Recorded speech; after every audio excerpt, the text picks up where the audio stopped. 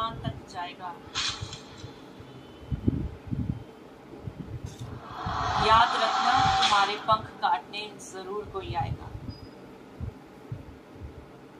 तो मैं हूं तुम्हारी दीक्षा मैम। तो आज हम रफ्तार से उड़ान भरते हैं हमारे लेक्चर 1 की तरफ, जो है स्ट्रक्चरल ऑर्गेनाइजेशन इन एनिमल्स का एपिथेलियल टिश्यू। तो आइए आज हम अपने गोल की तरफ थोड़ा आगे बढ़ते हैं। तो आज अपने आप को एक प्रॉमिस करो खुद को कि तुम एक डटकर पढ़ाई करोगे, हर चीज लर्न करोगे, बिल्कुल फालतू टाइम वेस्ट नहीं करोगे, एनसीईआरटी को पूरा रीड करोगे। तो चलो शुरू करते हैं हम हमारा टॉपिक बेटा, जो है एपिथेलियल टिश्यू। तो सबसे पहले बताइए व्हाट इज अ टिश्यू, क्या होता है tissue.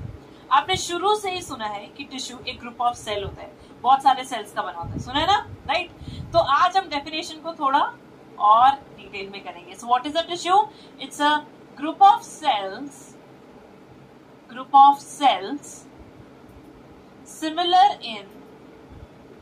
similar in structure, function and origin, structure, function and origin, along with its intercellular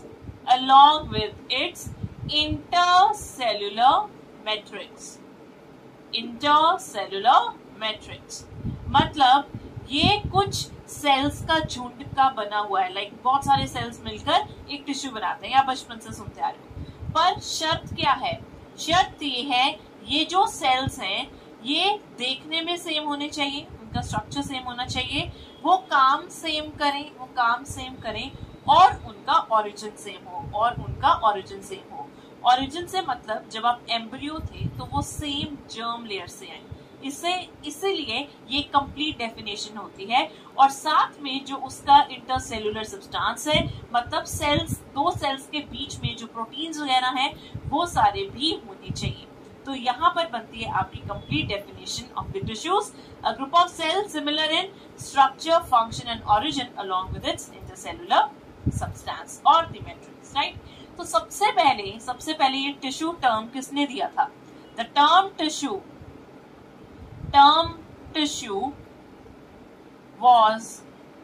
was coined by Bycat। किसने दिया था ये नाम दिया था बायकैट ने।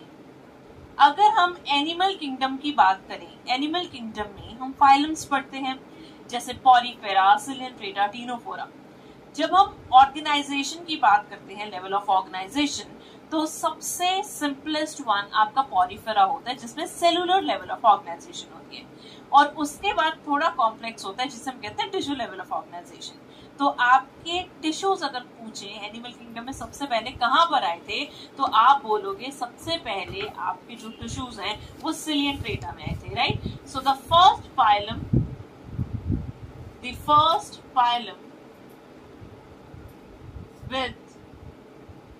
with tissues is Ciliatrata। या कह लो सबसे पहले आपके जो टिश्यूज हैं वो Ciliatrata में आए थे, राइट। अब बेटा अब टिश्यूज क्या टाइप के होते हैं, what are the various types of tissue, let's see. 1498 में वास्को डी गामा के अगर हम बात करें कि जो आपके टिश्यूज हैं वो कहाँ से आए हैं, उनका ओरिजिन क्या है, राइट। तो उस अकॉर्डिंग हमने टिश्यूज को 4 में क्लासिफाई किया। कितने में क्लासिफाई किया है, 4 में किया है, right. So you have basic 4 types of tissues. You have epithelial tissue, you have connective tissue, you have muscular tissue and you have neural tissue, right. तो हमने टोटल ये 4 टिश्यू इस चैप्टर में पढ़ने हैं। पहला एपिथेलियल, दूसरा कनेक्टिव, तीसरा मस्कुलर, फोर्थ न्यूरल। अब जैसे आपकी जो बॉडी है पूरी, अगर मैं बोलूं आपकी पूरी बॉडी इन 4 टिश्यूज से बनी है, हैरानी होगी बट दैट्स ट्रू। तो सारी बॉडी आपकी इन 4 टिश्यूज की बनी हुई है। जैसे इमेजिन करो कि हमारी जितनी भी स्किन है, जो भी कवरिंग है, या फिर लाइनिंग मतलब जैसे आपके स्टमक के अंदर जो वॉल है वो सारी लाइनिंग हुई, और ये सारी आपकी क्या हुई, कवरिंग। ये सारी एपिथेलियल की बनी है। इन सब के बीच में अगर मैं बोलूं पैकेजिंग करनी है ऑर्गन्स की, तो वो काम आपका कौन कर रहा है? Connective muscles. तो आपको पता ही है, आपको मूवमेंट में हेल्प कर रही है, एंड न्यूरल इन सब बॉडी के ऑर्गन्स को क्या कर रहा है? कोऑर्डिनेट कर रहे हैं। तो इन 4 टिश्यू से मिलकर हम बने हैं। अगर मैं बात करूं हमारी ओरिजिन की, किसकी बात करूं बेटा? ओरिजिन की। तो ओरिजिन इन सब टिश्यूज का अलग अलग हुआ है। जब आप एम्ब्रियो थे, क्या थे? एम्ब्रियो। एम्ब्रियोनिक स्टेजेस में कुछ जर्म लेयर्स होती हैं। क्या होती है? Germ layers, right. तो जर्म लेयर्स क्या होता है? सबसे पहले जब भी स्पर्म और ओवा मिलते हैं तो फर्टिलाइजेशन होती है और जाइगोट बनता है। अब ये जो जाइगोट है ये डिवाइड करके एम्ब्रियो बनाएगा। तो जो अर्ली एम्ब्रियो है उसमें जब कोई भी ऑर्गन नहीं बना होता, तो ये जो सेल्स हैं, जो स्टेम सेल्स की तरह होते हैं, ये जो सारे सेल्स हैं अभी डिफरेंशिएट नहीं हुए होते। तो ये सेल्स कुछ लेयर्स की फॉर्म में डिफरेंशिएट हो जाते हैं। इनको हम कहते हैं जर्म लेयर्स। आपके पास टोटल 3 जर्म लेयर्स होती हैं, एक्टोडर्म, एंडोडर्म एंड मेसोडर्म। और यही कैरेक्टरिस्टिक फीचर होता है ट्रिप्लोप्लास्टिक ऑर्गेनिज्म का। अब इन तीनों जर्म लेयर से ही आपकी पूरी बॉडी के ऑर्गन बनेंगे। कह लो कि इन तीनों जर्म लेयर से ही ये सारे टिश्यूज बनेंगे। अगर मैं बात करूं एपिथेलियल टिश्यू की, आपका जो एपिथेलियल टिश्यू है इसकी ओरिजिन कहां से हुई है? इसकी ओरिजिन है बेटा ectoderm, mesoderm and endoderm, right. ये तीनों ही जर्म लेयर से बना है। अगर मैं कनेक्टिव टिश्यू की बात करूं और मस्कुलर टिश्यू की, ये दोनों ही किससे बने हैं? ये दोनों ही आपके ये मिडल लेयर से बने हैं, जिसे हम कहते हैं मेसोडर्म। तो ये कहां से बना? मेसोडर्म से। ओके। ऑल्सो मस्कुलर टिश्यू, ये भी कहां से बना? मेसोडर्म से। व्हेयरएज जो आपका न्यूरल टिश्यू है ये कहां से बना है बेटा? ये एक्टोडर्म से बना है। इसका ओरिजिन क्या है? एक्टोडर्म। तो ये सारे हम ओरिजिन लिख रहे हैं। क्या लिख रहे हैं बेटा? ओरिजिन। तो ओरिजिन लोकेशन के अकॉर्डिंग हमने इनको 4 में डिवाइड किया है, एक epithelial, connective, muscular and neural. जो एपिथेलियल है वो सारी जर्म लेयर से बनता है, जो कनेक्टिव है वो मेसोडर्म से बना है, जो मस्कुलर है वो भी मेसोडर्म से, और जो न्यूरल है वो एक्टोडर्म से बना है, राइट। तो ये आपके 4 टिश्यूज हैं और आज हम पढ़ेंगे epithelial tissue. Okay, so let's get started. So first of all epithelial tissue आपको कहां पर मिलता है? कहां पर मिलता है एपिथेलियल टिश्यू? जैसे कि मैंने आपको बताया ये आपकी बॉडी के जैसे स्किन है, तो ये कवरिंग्स और लाइनिंग्स की फॉर्म में मिलेगा। कैसे मिलेगा? ये जो टिश्यू है आपका, it is present in the form of coverings and linings, right?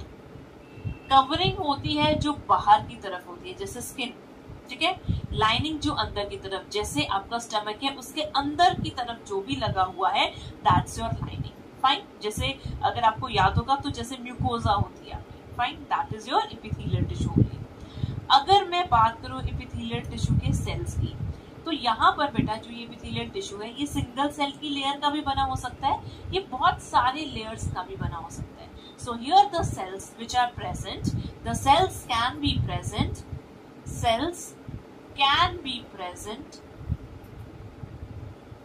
in the single layer or multiple layer, right? जैसे अगर मैं बात करूं सिंगल लेयर की, तो सेल्स की एक ही लेयर है like this, right, this is the single one, okay. और ऐसे एपिथेलियम को हम क्या कहते हैं? Simple epithelium. क्या कहते हैं? Simple epithelium. अगर मेरे पास बहुत सारे लेयर्स हैं सेल के, एक के ऊपर एक, लाइक दिस, तो ये क्या हुआ बेटा? ये हुई आपकी कंपाउंड एपिथेलियम। ये क्या हुई आपकी? Compound epithelium. दूसरी बात, अब मैंने सेल्स बनाए, क्या मैंने सेल्स के बीच में कोई भी स्पेस बनाई है? यहाँ पर देयर इज नो स्पेस। सो दोनों सेल्स के बीच में स्पेस बहुत कम है, तो जो इंटरसेलुलर मैट्रिक्स है वो हम कहते हैं कि एब्सेंट है, राइट, या फिर बहुत कम है। तो अगर कोई पूछे क्या एपिथेलियल टिश्यू में इंटरसेलुलर मैट्रिक्स होती है, तो आप बोलोगे वेरी लेस और absent. right? So here intercellular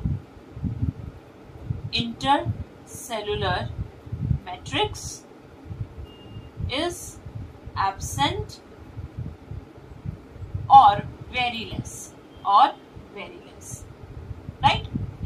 दूसरी बात, आपके जो ये सेल्स होते हैं अब ये बाहर की तरफ प्रेजेंट है, बाहर की तरफ ही प्रेजेंट है ना, अंदर की तरफ तो आपके मसल और कनेक्टिव टिश्यू है, तो इनके टूटने फूटने के चांसेस भी बहुत ज्यादा होते हैं। सो यहाँ पर बेटा एक बात जरूर याद रखना, that the wear and tear is very much. So here the cells can be destroyed easily.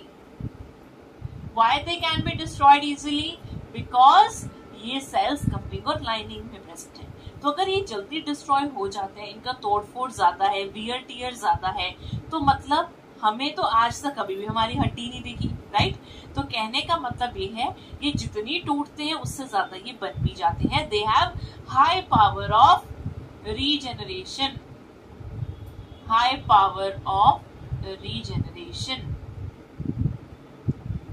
right? They are avascular. This tissue is avascular. Avascular का मतलब क्या होता है कि इसमें ब्लड सप्लाई नहीं है। Avascular, no blood supply, Why? क्योंकि जो ब्लड सप्लाई नहीं है, नेचर ने नहीं दी भाई। तो अगर ब्लड सप्लाई नहीं है तो ये नरिशमेंट कहाँ से लेगा? अभी देखते हैं। अगर मैं ये स्ट्रक्चर बनाऊं बेटा टिश्यू का, ये इसमें सेल्स है, if these are the cells, right? ये सेल्स हुए, इसके नीचे हर एक सेल्स को बैठने के लिए एक सीट चाहिए, और इस सीट को हम कहते हैं बेसमेंट मेम्ब्रेन। क्या कहते हैं? Basement membrane. This basement membrane is made up of two things. एक लेयर यहाँ पर होती है बेटा ग्लाइकोप्रोटीन की। किसकी बनी है ये? ग्लाइकोप्रोटीन की। इसे हम कहते हैं बेसल लेमिना। क्या कहते हैं? Basal lamina. इसके नीचे एक लेयर और होती है फाइबर्स की, इसे हम कहते हैं रेटिकुलर लेमिना। क्या कहते हैं? Reticular lamina. So let's see here. So this layer is basal lamina. किसकी बनी है ये? प्रोटीन्स की, लाइक ग्लाइकोप्रोटीन। ग्लाइकोप्रोटीन्स क्या होते हैं? वो protein which is conjugated with sugar. Glyco word हम शुगर के लिए यूज करते हैं। And this layer is your reticular lamina. ये किसकी बनी है? ये बनी है फाइबर्स की। और ये दोनों लेयर्स को हम कलेक्टिवली क्या कहते हैं? Basement membrane. क्या कहते हैं? Basement membrane. ये जो बेसमेंट मेम्ब्रेन है, इसका एक बहुत इंपॉर्टेंट फंक्शन है। वो क्या है? ये इलास्टिसिटी प्रोवाइड करती है, सपोर्ट प्रोवाइड करती है, और ये एक्सचेंज में भी हेल्प करती है। किसका एक्सचेंज? Let's see. तो बेटा आपके बेसमेंट मेम्ब्रेन के नीचे अगला टिश्यू होगा, और इस टिश्यू का नाम क्या है? Connective tissue. क्या नाम है? Connective tissue. So this is your connective tissue. And connective tissue it is vascular. इसमें ब्लड सप्लाई होता है, तो इसमें ब्लड सप्लाई है, राइट? और न्यूरोनल सप्लाई भी है, जो कि ऊपर एपिथेलियम तक जाती है। ये एपिथेलियल के सेल्स हैं। कौन से सेल्स हैं बेटा? ये एपिथेलियल सेल्स, राइट? ये क्या है बेटा? नर्व्स हैं, okay? And this is the blood vessel. अब बेटा मैंने कहा कि आपका जो एपिथेलियम है वो एवास्कुलर है, तो मतलब उसमें नरिशमेंट कैसे जाएगा? यहाँ पर जो आपका कनेक्टिव टिश्यू है, this entire is a connective tissue. This connective tissue it has blood vessel. इस ब्लड वेसल से सारा खाना उसका डिफ्यूज होकर बेसमेंट मेम्ब्रेन से गुजरता हुआ एपिथेलियल सेल्स को जाएगा, and this is how the cells are going to derive the nutrition. As simple as that, right? So याद रखना ये बात। यहाँ पर एपिथेलियम दो तरह की होती है, simple epithelium and compound. Simple epithelium में एक ही लेयर होता है सेल का, एंड कंपाउंड में बहुत सारे लेयर होते हैं सेल्स के। ये जो सेल्स हैं वो लाइनिंग्स में या कवरिंग्स में होते हैं, जिससे उनकी तोड़फोड़ ज्यादा होती है एंड उतने ही ज्यादा ये बन भी जाते हैं, so they because they have the high power of regeneration. Next बेटा, इंटरसेलुलर जो सब्सटेंस है दो सेल के बीच में, वो बहुत ही ज्यादा कम होता है, right? Okay, so this was about the introduction of your epithelial tissue. Moving further to the classification of tissue. अब मैंने आपको एक सिंपल क्लासिफिकेशन तो बता दी, क्या बताया मैंने? यस, क्या बताया मैंने? आपको बताया कि आपके जो यहाँ पर टिश्यूज हैं ये दो तरह के हैं, एक सिंपल एक कंपाउंड, राइट? इधर देखो, यहाँ पे क्या बताया? एक सिंपल एक कंपाउंड। ओके, अब यहाँ पर हमने किस वे में इनको क्लासिफाई किया है? हमने किया है on the basis of number of layers, on the basis of number of layers, on the basis of number of layers, on the basis of number of layers. You have two types of tissues. एक का नाम क्या है? yes, कौन सा tissue है ये बेटा? इपिथीलियम। कौन सा टिश्यू की बात कर रहे हैं हम यहाँ पर? Epithelial tissue. Okay, so do not get confuse. एक है सिंपल जिसमें एक ही लेयर है, और दूसरा है कंपाउंड जिसमें बहुत सारी लेयर है, right? So we have compound epithelial tissue and then we have simple epithelial tissue. Okay, so let's just write down, it has many layers of cells and this has single layer of cell, single layer. Okay, आपका जो simple epithelium होता है इसका mainly काम क्या होता है? इसका काम होता है चीजों को पास करवाना। अब वो सिर्फ एक ही सेल की लेयर का बना है तो चीजें आराम से क्या हो सकती है बेटा? पास हो सकती हैं। कंपाउंड बहुत सारी सेल का लेयर का बना है तो उसमें से चीजें पास नहीं हो सकती, तो फिर कंपाउंड का फंक्शन क्या है? उसका फंक्शन है प्रोटेक्शन प्रोवाइड करना। क्या करना? प्रोटेक्शन प्रोवाइड करना। फाइन, सो हियर आपके पास सिंपल इपिथीलियम में फर्दर और भी टाइप्स होते हैं। लेट्स सी और क्या है। जैसे बेटा आपके पास यहाँ पर एक है, yes, squamous, cuboidal, columnar, ciliated. Ciliated is further divided into two, the columnar ciliated and cuboidal ciliated, and then we have the pseudo stratified, which is also further divided into two. One is columnar and another is columnar ciliated, right? अभी मैं आपको सिर्फ classification बता रही हूँ, आगे हम इनको डिटेल में करेंगे।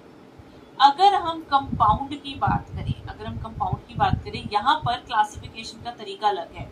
यहाँ पर अगर आपको दिख रहा होगा, हमने यूजुअली शेप की बेसिस पे ही उसे हमने क्लासिफाई कर दिया। अगर जो सेल फ्लैट है तो स्क्वैमस, क्यूब लाइक है तो क्यूबॉइडल, सिलिया है तो सिलिएटेड। ओके, अगर हम इसकी बात करें जो कंपाउंड इपिथीलियम की, इसको जो हमने क्लासिफाई किया है ऑन द बेसिस ऑफ क्या सेल स्ट्रेच हो रहे हैं या नहीं, या जब वो ऑर्गन स्ट्रेच हो रहा है तो वो जो सेल है वो अपनी शेप चेंज कर रहे हैं या फिर नहीं। तो यहाँ पर हमने जो बेटा क्लासिफिकेशन करी है, हमने क्लासिफिकेशन करी है on the basis of change of shape of cell, change of shape of cell, right?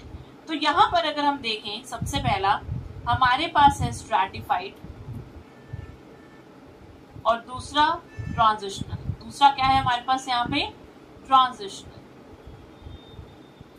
So we have two types of further epithelium in the compound. One is stratified. यहाँ पर sales अपनी shape change नहीं करेंगे जब वो stretch होंगे, और इधर वो अपनी शेप चेंज करेंगे। So they do not change shape on stretching. Okay, so this is further divided into the other types of epithelium on the basis of shape of the cells. Like we have squamous, we have cuboidal, we have columnar, and then we have columnar ciliated है। Whereas transitional एक ही होती है। सो बेटा ये different types हैं हमारी epithelium की, right? So we have the simple epithelium and the compound epithelium. So here comes one question, बीच में हम क्वेश्चन करते रहेंगे, ठीक है? ओके, अगर कोई पूछे ऐसी एपिथेलियम जिसमें सेल्स बहुत ज्यादा टाइटली पैक हैं, तो आप क्या बोलोगे? तो आप बोलोगे वो है आपकी एपिथेलियल टिश्यू। अभी बताया ना बेटा, यहाँ पर जो इंटरसेलुलर मैट्रिक्स है वो बहुत कम है। यहाँ पर बताया ना, why it is absent? Because cells are tightly packed.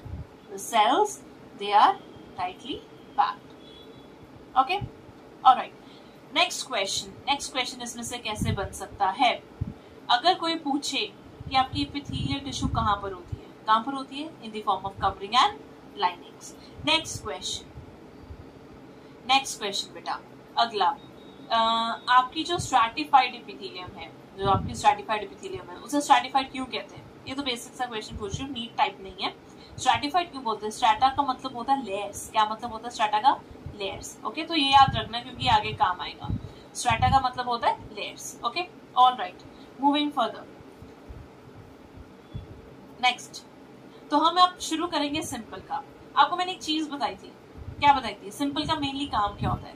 Simple का मेनली काम क्या होता है? Simple has no role to play in protection. Simple का कोई भी काम प्रोटेक्शन में नहीं होता, वो किसका होता है? कंपाउंड का।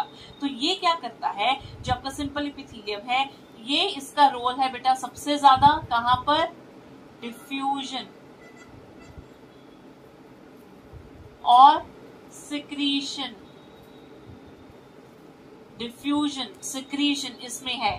Play no role in protection, play no role in protection. और ये कितनी लेयर्स का बना होता है? ये सिंगल लेयर का बना होता है, राइट? तो इसमें जो हम सबसे पहला डिस्कस करेंगे वो है आपका स्क्वैमस। तो जो स्क्वैमस होती है, स्क्वैमस वर्ड कहां से है? स्क्वाटा से। स्क्वाटा का मतलब होता है फ्लैट। जैसे मछली के वो नहीं होते ऊपर, क्या कहते हैं उनको? अरे क्या कहते हैं मछली के?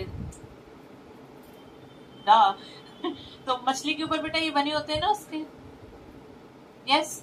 तो यहां से वर्ड हमने फ्लैट होते हैं बिल्कुल, तो यहां से हमने वर्ड क्या लिया है? स्क्वाटा लिया है। ओके, तो ये जो आपका स्क्वैमस एपिथेलियम है, इसमें सबसे बड़ा कैरेक्टर क्या है? इसे हम कहते हैं कि इसमें जो सेल्स है वो बिल्कुल क्या है? फ्लैट सेल्स हैं। कौन से सेल्स प्रेजेंट है बेटा? Flat cells present. And the cells they are irregular in shape. Irregular in shape, perfectly round नहीं है। आप ऊपर से देखोगे तो आपको पॉलीगोनल दिख रहे हैं। कैसे दिख रहे हैं बेटा? पॉलीगोनल दिख रहे हैं। तो ऊपर से ये क्या है बेटा? पॉलीगोनल सेल्स, मतलब which has various side.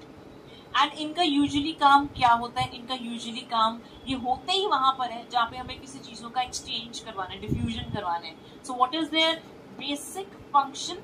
They perform a function of diffusion and exchange. And exchange हमारी बॉडी में बेटा कहां पर एक्सचेंज होता है गैसेस का? You all know it is present और it happen in the alveoli. कहां पर होता है बेटा? एल्वियोलाई। तो एल्वियोलाई में आपको स्क्वैमस मिलेगा डिफ्यूजन मेम्ब्रेन में। इसके अलावा आपको ये ब्लड वेसल्स में भी मिलेगी। और जो एपिथेलियम, जो स्क्वैमस एपिथेलियम ब्लड वेसल में होती है, हम उसे क्या कहते हैं? एंडोथेलियम। क्या कहते हैं बेटा? Endothelium, right? इसके अलावा ये आपको बोमेन्स कैप्सूल में भी मिलेगी। Bowman's capsule, right? And it is also present in peritoneum. Peritoneum क्या होता है? ये एक डबल लेयर प्रोटेक्टिव कवरिंग होती है आपके ऑर्गन्स के around, like your pleura around lungs and your pericardium around heart. तो वैसे ही ये जो पेरिटोनियम है, इसमें भी कौन सी एपिथेलियम होती है? वो किसकी लेयर्स बनी है? स्क्वैमस की बनी है। फाइन। दूसरी बात, इस एपिथेलियम के लिए हम एक टर्म यूज करते हैं, दैट इज पेवमेंट मेम्ब्रेन और एपिथेलियम। पेवमेंट मेम्ब्रेन का मतलब क्या हुआ बेटा? पेवमेंट होता है रास्ता जहां पर हम चलते हैं। तो अगर आप देखोगे ये सेल्स कैसे दिखते हैं? They look like tiles. Cells look like tiles. और पेवमेंट पे टाइल्स ही लगी होती हैं। पेवमेंट रास्ता चलने वाला, वहां पर टाइल्स ही लगी होती हैं। इसलिए इसे हम पेवमेंट मेम्ब्रेन या पेवमेंट एपिथेलियम भी कह देते हैं। दूसरा, इसे हम टीजलेटेड एपिथेलियम भी बोलते हैं। टीजलेटेड एपिथेलियम वो होती है जिसमें जो सेल्स हैं उनका जो शेप है, उनकी जो वॉल्स है बेटा वो इरेगुलर हो, लाइक दिस, परफेक्टली राउंड ना हो बट इरेगुलर वॉल्स हो। कैसी हो बेटा? Irregular walls. अभी क्या है ना, the cells they are irregular in shape, तो उस एपिथेलियम को हम टेजलेटेड एपिथेलियम भी कहते हैं and it is particularly found in the peritoneum. कहां पर मिलती है? पर्टिकुलरली पेरिटोनियम में, राइट। सो अगर कोई पूछे आपका स्क्वैमस एपिथेलियम कहाँ होता है, आप बोलोगे ब्लड वेसल्स, एल्वेओलाई, और कुछ याद होना हो, ये दोनों जरूर याद करने हैं, ठीक है। दूसरा, फ्लैट सेल होते हैं, इरेगुलरली शेप होते हैं, ऊपर से आपको पॉलीगोनल दिखेंगे, इधर साइड से आपको फ्लैट दिखेंगे। सो this is your squamous epithelium, right. Next बेटा, नेक्स्ट है क्यूबॉइडल एपिथेलियम। क्यूबॉइडल में जो सेल्स हैं बेटा उनकी शेप क्या होगी? दिख रहे हैं आपको, the cells they are cube like. कैसे सेल्स हैं? The cells they are cube like, cube like cells. This epithelium is associated mostly with secretion and absorption. Secretion and absorption. जहां पर भी आपको चीजों को अब्सॉर्ब करना है, सिक्रीट करवाना है, वहां पर आपको क्यूबॉइडल एपिथेलियम मिलेगी। तो कहां पर बेटा सिक्रीशन अब्सॉर्प्शन होती है? आपकी पीसीटी में, प्रॉक्सिमल कॉन्वोल्यूटेड टिब्यूल। ये क्या चीज है बेटा? It's a part of your nephron. Nephron में एक ट्यूब्स होती हैं, उसमें जो सबसे पहली ट्यूब होती है वो पीसीटी होती है। इंटरेस्टिंग बात इसमें क्या है कि ये जो एपिथेलियम पीसीटी में होती है ये ब्रश बॉर्डर्ड है। क्या है बेटा? ये ब्रश बॉर्डर्ड। क्या होता है ब्रश बॉर्डर्ड? आपके कई बार जो सेल्स होते हैं उनकी एक्सटेंशंस बन जाती हैं, finger like extensions, plasma membrane की फिंगर लाइक एक्सटेंशन, जिसे आप क्या कहते हो? माइक्रोविलाई। क्या कहते हो बेटा? इन्हें माइक्रोविलाई कहते हो, right. So these are microvilli, okay. So जिस भी एपिथेलियम में ये माइक्रोविलाई होगी, जिस सेल्स में माइक्रोविलाई होगी, वो एपिथेलियम आपकी क्या कहलाएगी? क्या कहलाएगी? Brush bordered epithelium. So PCT में याद रखना, exclusively in PCT, brush bordered simple cuboidal epithelium is present. इसके अलावा ये आपको बेटा कहां पर मिलेगा? Smaller ducts of salivary gland and pancreas. तो पैनक्रियास की जो छोटी छोटी डक्ट्स होती हैं, दो तरह की डक्ट, एक बड़ी एक छोटी। छोटी में सिंपल एपिथेलियम होती है, सिंपल में भी कौन सी? क्यूबॉइडल, एंड बड़ी में कंपाउंड एपिथेलियम होती है। इसके अलावा ये बेटा आपको थायराइड के फॉलिकल्स में भी मिलेगा। थायराइड ग्लैंड का नाम सबने सुना होगा, उसमें छोटे छोटे वेल्स होते हैं, उसमें आपकी क्यूबॉइडल एपिथेलियम प्रेजेंट होती है।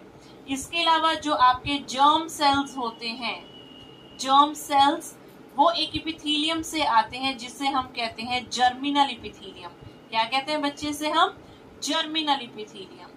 ये जर्मिनल एपिथेलियम में भी कौन से सेल्स होते हैं?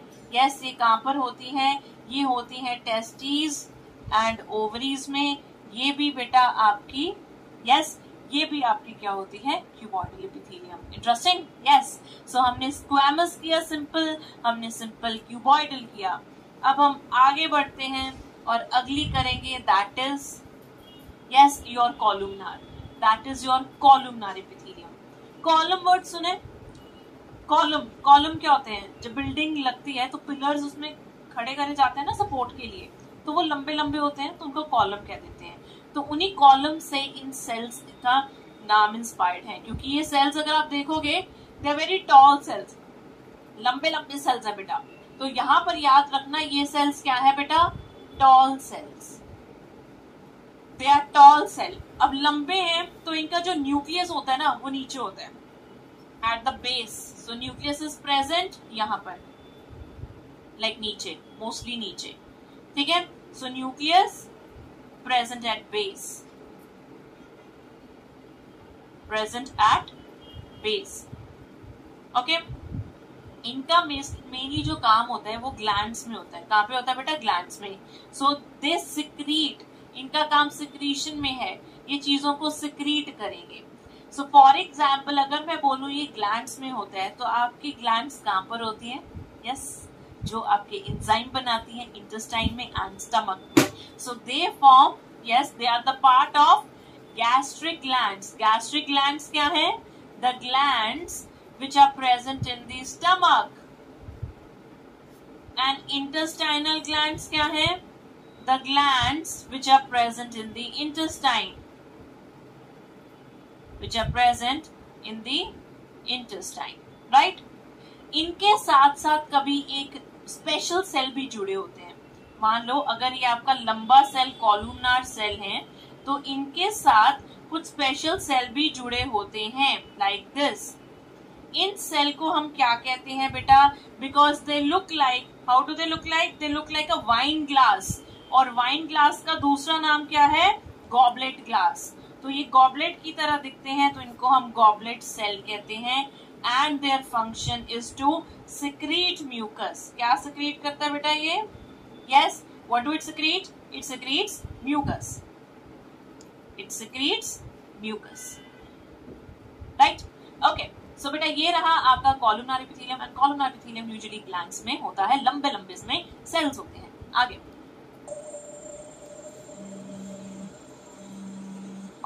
4 दिन से दर्द का पता नहीं। सिलिएटेड, सिलिएटेड एपिथेलियम में क्या होगा? सिलिएटेड एपिथेलियम में सिलिया होंगे, सिलिया आर प्रेजेंट, सिलिया होते हैं। सिलिया क्या होता है? अब माइक्रोविलाई सिलिया में क्या फर्क होता है? माइक्रोविलाई आपके प्लाज्मा मेम्ब्रेन के एक्सटेंशन होते हैं लाइक दिस, एंड सिलिया एक प्रॉपर हेयर लाइक स्ट्रक्चर होता है जो नीचे एपरेटस से निकलता है और ये मोटाइल होता है, ऐसे हिलता है। तो जब भी ये हिलेगा ये चीजों को प्रोपेल करेगा, और चीजें कहाँ प्रोपेल करनी है? आपके ट्रैकिया में, आपके फिलोपियन ट्यूब में करनी है ना, राइट। तो बेटा यहाँ पर क्या है, आपके जो रेस्पिरेटरी ट्री होता है, मतलब respiratory tract like bronchi, bronchioles, उसमें जब कोई डस्ट पार्टिकल चला जाता है तो आपके जो ये सिलिया है उससे प्रोपेल बैक कर देते हैं।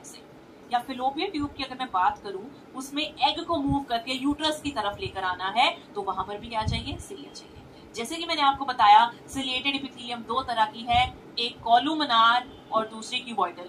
अब आप इसके नाम से जान चुके होंगे कि क्यूबॉइडल में क्यूब लाइक सेल्स होंगे। कौन से सेल्स होंगे? Cube like. बट इनमें भी क्या होगी बेटा? सिलिया। यहाँ पर क्या है? ये सिलिएटेड कॉलुमनार, तो इसमें कौन से सेल्स होंगे बेटा? टॉल सेल्स होंगे with cilia.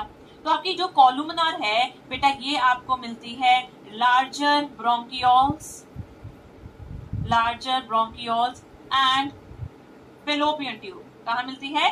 Fallopian tube. Whereas cuboidal आपको मिलते हैं आपके छोटे छोटे ब्रोंकियोल्स में। देखो आपका जो ट्रैकिया है वो खुलता है ब्रोंकाई में, ब्रोंकाई खुलते हैं ब्रोंकियोल्स में। पहले बड़े ब्रोंकियोल होते हैं, फिर छोटे होते हैं। तो पूरे रेस्पिरेटरी ट्री में अलग अलग टाइप की एपिथेलियम प्रेजेंट होती है। सो हियर द सिलिएटेड, इसका काम क्या है सिलिएटेड का? यस, इट मूव्स और propels out substances in a specific direction, in a specific direction, okay. जैसे फिलोपियन ट्यूब में क्या मूव करना है? ओवा मूव करना है। Whereas रेस्पिरेटरी ट्री में म्यूकस जो थूक आती है वो मूव करना है। Fine, okay. ये थी बेटा आपकी सिलिएटेड। तो अब हम देखेंगे स्यूडो स्ट्रैटिफाइड। स्यूडो स्ट्रैटिफाइड क्या होता है? स्यूडो का मतलब होता है फॉल। क्या होता है बेटा? फॉल्स। स्ट्रैटिफाइड का मतलब होता है layers. So they actually are simple epithelium. Simple epithelium में ही आते हैं बिकॉज इनमें एक ही लेयर है सेल्स की, but they appear to be multi layer. They appear to be multi-layer. They appear to be multi-layer, right? Okay. So होता क्या है यहाँ पर? आपके पास जो सेल्स है ना, एक तो इसमें टॉल सेल्स होते हैं, like your columnar, right? Like this. इनके बीच बीच में कुछ छोटे सेल्स होते हैं जिनका नाम है बेसल सेल्स। क्या है? Basal cell. और नीचे होगी बेसमेंट मेम्ब्रेन, नीचे होगी बेसमेंट मेम्ब्रेन, राइट। तो ये जो सेल है लंबे वाले सेल, ये एपेक्स मतलब ऊपर की तरफ जा रहे हैं, तो हम इनको कहते हैं एपिकल सेल्स। वेयरएज जो नीचे की तरफ है ये है बेसल सेल्स। एक क्राइटेरिया होता है कि अगर सारे सेल्स बेसमेंट मेम्ब्रेन से अटैच हैं तो वो सिंपल एपिथेलियम है, अगर सिर्फ नीचे वाली लेयर अटैच है तो वो क्या है, आपकी कंपाउंड एपिथेलियम मल्टी लेयर के केस में। पर जब आप इनको माइक्रोस्कोप में देखते हो आपको दो लेयर दिखेंगी, क्योंकि एक न्यूक्लियस ऊपर है एक नीचे है, it will appear like multi layer, but actual में ये क्या है, एक्चुअल में ये क्या है बेटा, ये बिल्कुल एक सिंगल लेयर है सेल्स की, क्या है ये single layer. So here because it appears like multi layer, तो इसलिए हमने इसको कह दिया कि ये झूठी मल्टी लेयर है, बट एक्चुअल में है क्या, ये सिंपल एपिथेलियम। स्यूडो स्ट्रैटिफाइड में बेटा दो तरह की स्यूडो स्ट्रैटिफाइड आती है, एक कॉलुमिनार सिलिएटेड एंड दूसरी कॉलुमिनार नॉन सिलिएटेड। आपको इसके नाम से पता चल गया होगा, कॉलुमिनार सिलिएटेड में सिलिया प्रेजेंट होगा और टॉल सेल प्रेजेंट होंगे, राइट। जैसे मान लो ये है तो इसके पे ऊपर ऐसे ऐसे लंबे लंबे सिलिया प्रेजेंट होंगे, वेयर एज आपके कॉलुमिनार नॉन सिलिएटेड के केस में सिलिया एब्सेंट होगा, होंगे क्या, टॉल सेल। जो पहले बनाया था वो नॉन सिलिएटेड। तो आपका जो सिलिएटेड है ये आपको मिलता है ट्रैकिया एंड ब्रोंकाई में, right. Whereas your columnar non-ciliated ये आपको कहाँ मिलता है, the ducts of parotid gland। Parotid gland क्या है, it's a type of a salivary gland। Olfactory epithelium, what is olfactory epithelium, ये आपके नोज में होती है olfactory epithelium। इसके अलावा ये आपको कहाँ पर मिलता है, epididymis में। Also you will find it in the male urethra, okay तो ये रहा आपका स्यूडो स्ट्रैटिफाइड और यहाँ पर आपका खत्म होता है सिंपल एपिथेलियम। तो नेक्स्ट क्या है बेटा, आपका कंपाउंड एपिथेलियम। सिंपल एपिथेलियम का काम था डिफ्यूजन करवाना, सिक्रीशन कराना, एक्सचेंज कराना, चीजों को पास करना, क्योंकि वो क्या थी, एक सिंगल लेयर थी। वेयर एज जो कंपाउंड एपिथेलियम है, क्योंकि ये मल्टी लेयर है, तो इसका काम क्या होगा, it will provide protection, right. Hence yes, क्योंकि ये क्यों है multi layer, so hence it will provide protection. That's a multi layer, इसमें बहुत सारे लेयर्स होंगी और सिर्फ नीचे वाली layer will be attached to basement membrane. कैसे, अगर ये बहुत सारे सेल्स हैं बेटा और ये बेसमेंट मेम्ब्रेन है, इसके ऊपर भी और सेल्स होंगे, तो सिर्फ ये वाली layer, this one basal layer of cells will be attached to the basement membrane. तो ये डिफरेंस होता है आपके कंपाउंड में और सिंपल में। अगर हम कंपाउंड एपिथेलियम की बात करें, इसको हमने कैटेगराइज किया था, yes we have categorized the compound epithelium. एक था बेटा आपका stratified और दूसरा था transitional। One was stratified, another was transitional। On the basis of what? On the basis of कि जब आप stretching करते हो तो क्या cells अपनी shape change करते हैं या नहीं। तो यहाँ पर आपके पास एक है stratified। Stratified में हमने further types करे थे like we have squamous, we have columnar, we have cuboidal, we have columnar ciliated, right. अगर हम बात करें बेटा स्क्वामस की, स्क्वामस फर्दर टू टाइप्स की है, एक है यहाँ पर केराटिनाइज्ड और दूसरी है नॉन केराटिनाइज्ड, राइट, सिंपल। तो अभी हम शुरुआत करेंगे with the stratified one which is multi layer, और ये सेल्स अपनी शेप चेंज नहीं करेंगे on stretching. Let's move ahead. तो स्क्वामस वर्ड क्यों आया है, जैसे कि हमने सिंपल स्क्वामस में किया था, यहाँ पर भी जो सेल्स होंगे वो फ्लैट होंगे, बट कौन से cells, upper layer of cells. बहुत सारी लेयर्स है ना सेल की, बट जो सबसे ऊपर वाली लेयर होगी, सबसे ऊपर वाली लेयर वही फ्लैट सेल्स की होगी, right. So upper layer of sales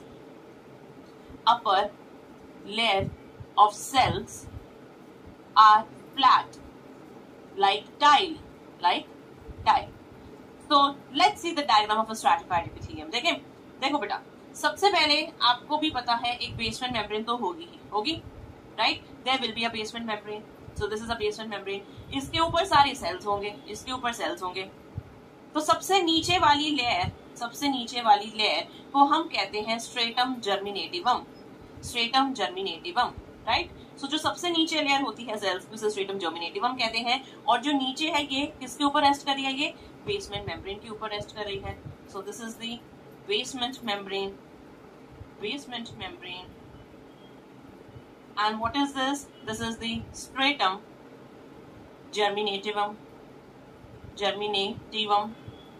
उसके ऊपर जो सेल्स की लेयर है, ये सेल्स पॉलीगोनल सेल्स हैं, What are polygonal cells? The cells with different types of shape, इनकी जो शेप होती है वो अलग अलग होती है, राइट, मतलब इनकी जो साइड्स है वो बहुत सारी हैं.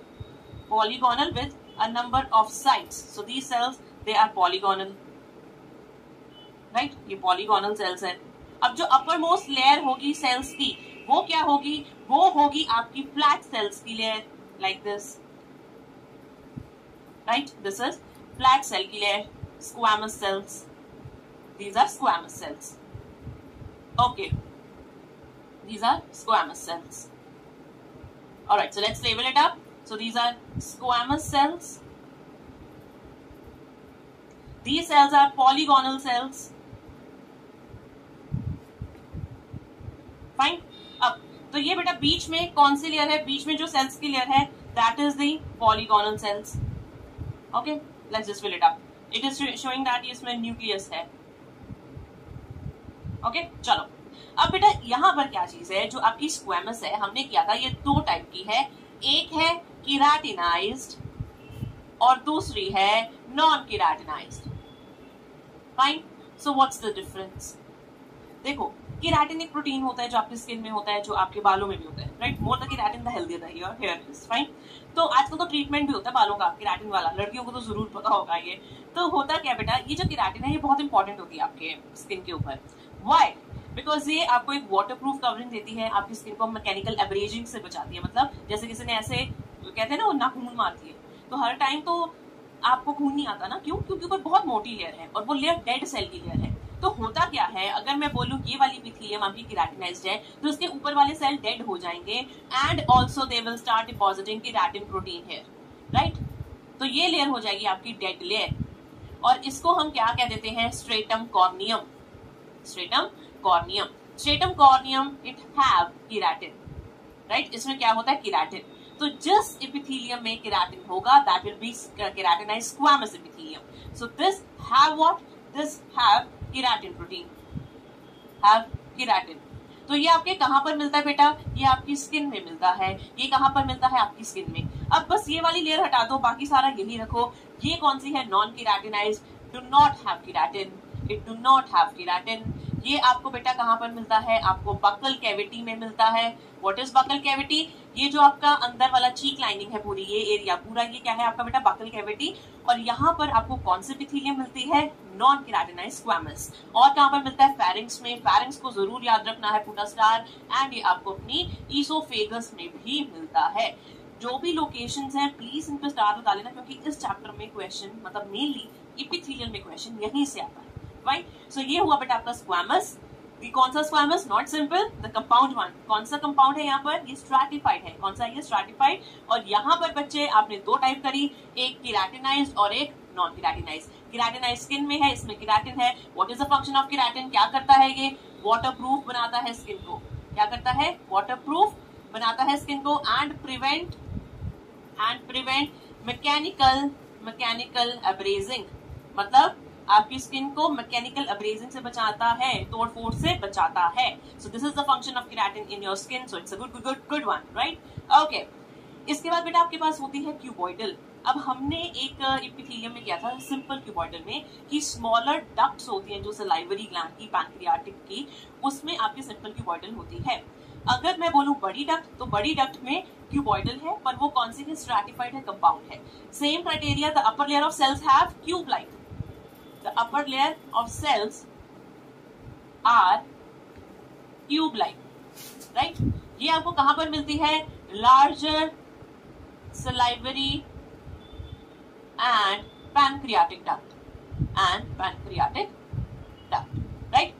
अगर हम बोलें कि सेल्स लंबे लंबे हैं, टॉल सेल्स हैं, तो वो कौन सी होगी बेटा, कॉलमनार. एक बात याद रखना, यहाँ पर बहुत सारे सेल्स की लेयर है, हम सिर्फ किसको स्पेसिफाई कर रहे हैं, अपर लेयर ऑफ सेल्स को. तो कॉलमनार में क्या होंगे बेटा, टॉल सेल्स. क्या होंगे यहाँ पर, टॉल सेल्स प्रेजेंट, राइट. ये कहां पर मिलती है, ये मिलती है ducts of mammary glands. Columnar ciliated क्या होगा, tall cells with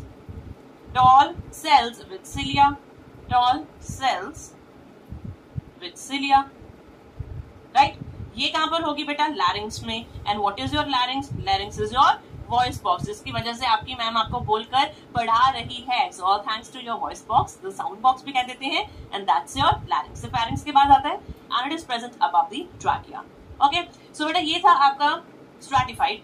let's talk about the transitional one. So transitional में मैंने आपको बताया था ट्रांजिशनल एपिथेलियम ऐसी होती है कि it changes its shape. It changes its shape जब आप इसकी स्ट्रेचिंग करते हो. और स्ट्रेचिंग सबसे ज्यादा कहां पर होती है? हमारी स्ट्रेचिंग होती है यूरिनरी सिस्टम में. कहां पर? यूरिनरी सिस्टम में. सो ये ट्रांजिशनल एपिथेलियम बेसिकली आपके यूरिनरी सिस्टम से एसोसिएटेड है, तो इसीलिए इसका नाम हमने क्या रख दिया? यूरोथेलियम. क्या रख दिया बेटा? Urothelium. Okay, it is another name of transitional epithelium. What is its characteristic feature? The cells changes its shape on stretching. On stretching. जब ये स्ट्रेच होता है, इसकी बेसमेंट मेम्ब्रेन भी स्ट्रेच होगी. और बेसमेंट मेम्ब्रेन किसकी बनी है? फाइबर्स की बनी है, किया था ना, ग्लाइकोप्रोटीन्स की बनी है. तो ये जब बेटा बेसमेंट मेम्ब्रेन स्ट्रेच होती है ना, तो इसकी विजिबिलिटी कम हो जाती है, मतलब हमें दिखती नहीं है. तो इसीलिए लोग कहते हैं कि इसमें बेसमेंट मेम्ब्रेन या तो एब्सेंट है या बहुत कम है.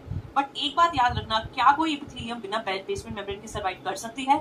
नहीं कर सकती. So on stretching the basement membrane disappear. आप बिल्कुल सही टर्म बोल सकते हो. तो यहाँ पर on stretching basement membrane disappears. Basement membrane disappears. Alright. तो ये जो ट्रांजिशनल एपिथेलियम है ये कहां पर मिलती है? एज आई टोल्ड यू, ये यूरिनरी सिस्टम से एसोसिएटेड है. तो बेटा ये आपको कहां पर मिलेगी? ये मिलेगी renal pelvis, renal calyces, ureters, urethra, urinary bladder. Okay, so let's see what all these structures are. Follow देखते हैं बेटा किडनी कैसी होती है. ये सारे स्ट्रक्चर्स देखते हैं. तो अगर ये आपकी बेटा किडनी है, किडनी के अंदर छोटे छोटे पिरामिड्स होते हैं, राइट. ये पिरामिड्स खुलते हैं कैलिसेस में. अब ये कैलिसेस एक ओपन स्पेस में खुलती है, इसमें इसे हम कहते हैं रीनल पेल्विस. तो बेटा आप इसको ना उसमें भी देख सकते हो अपनी एनसीईआरटी में, जो चैप्टर है next reproduction elimination, for more detail. अब ये बेटा आगे खुलता है यूरेटर्स में. कहां पर? यूरेटर्स में. एंड यूरेटर्स कहां खुलता है? यूरिनरी ब्लैडर में. और ब्लैडर खुलेगा बेटा आगे एक ओपनिंग से, और इस पूरे एरिया को हम क्या कहते हैं? यूरेथ्रा कहते हैं. क्या कहते हैं? यूरेथ्रा कहते हैं. फाइन. सो ये सारे स्ट्रक्चर्स हैं. इसमें स्ट्रेचिंग मैचिंग काफी होती है बिकॉज यहाँ पर यूरिन आता है. तो इसलिए यहाँ पर जो एपिथेलियम है उसे हमने क्या कह दिया? Transitional epithelium. Also known as urothelium. Why? Because ये कहां पर होती है? यूरिनरी सिस्टम से एसोसिएटेड है. Next, glandular epithelium. Now let's talk about glands. Alright. तो हुआ क्या, आपके एपिथेलियम के कुछ सेल्स, कौन से सेल? आपके क्यूबॉइडल सेल्स, राइट. तो आपके कॉलुमनार सेल्स, ये कुछ स्पेशलाइज्ड हो गए. क्या हो गए? स्पेशलाइज्ड. और स्पेशलाइज्ड होकर ये कुछ सिक्रीट करने लगे. क्या करने लगे? सिक्रीट. और हमने इनका नाम क्या रख दिया? Glandular epithelium. सो यहाँ पर एक बात याद रखना, these are what? These are the modified cells of epithelium. So some cells of epithelium gets modified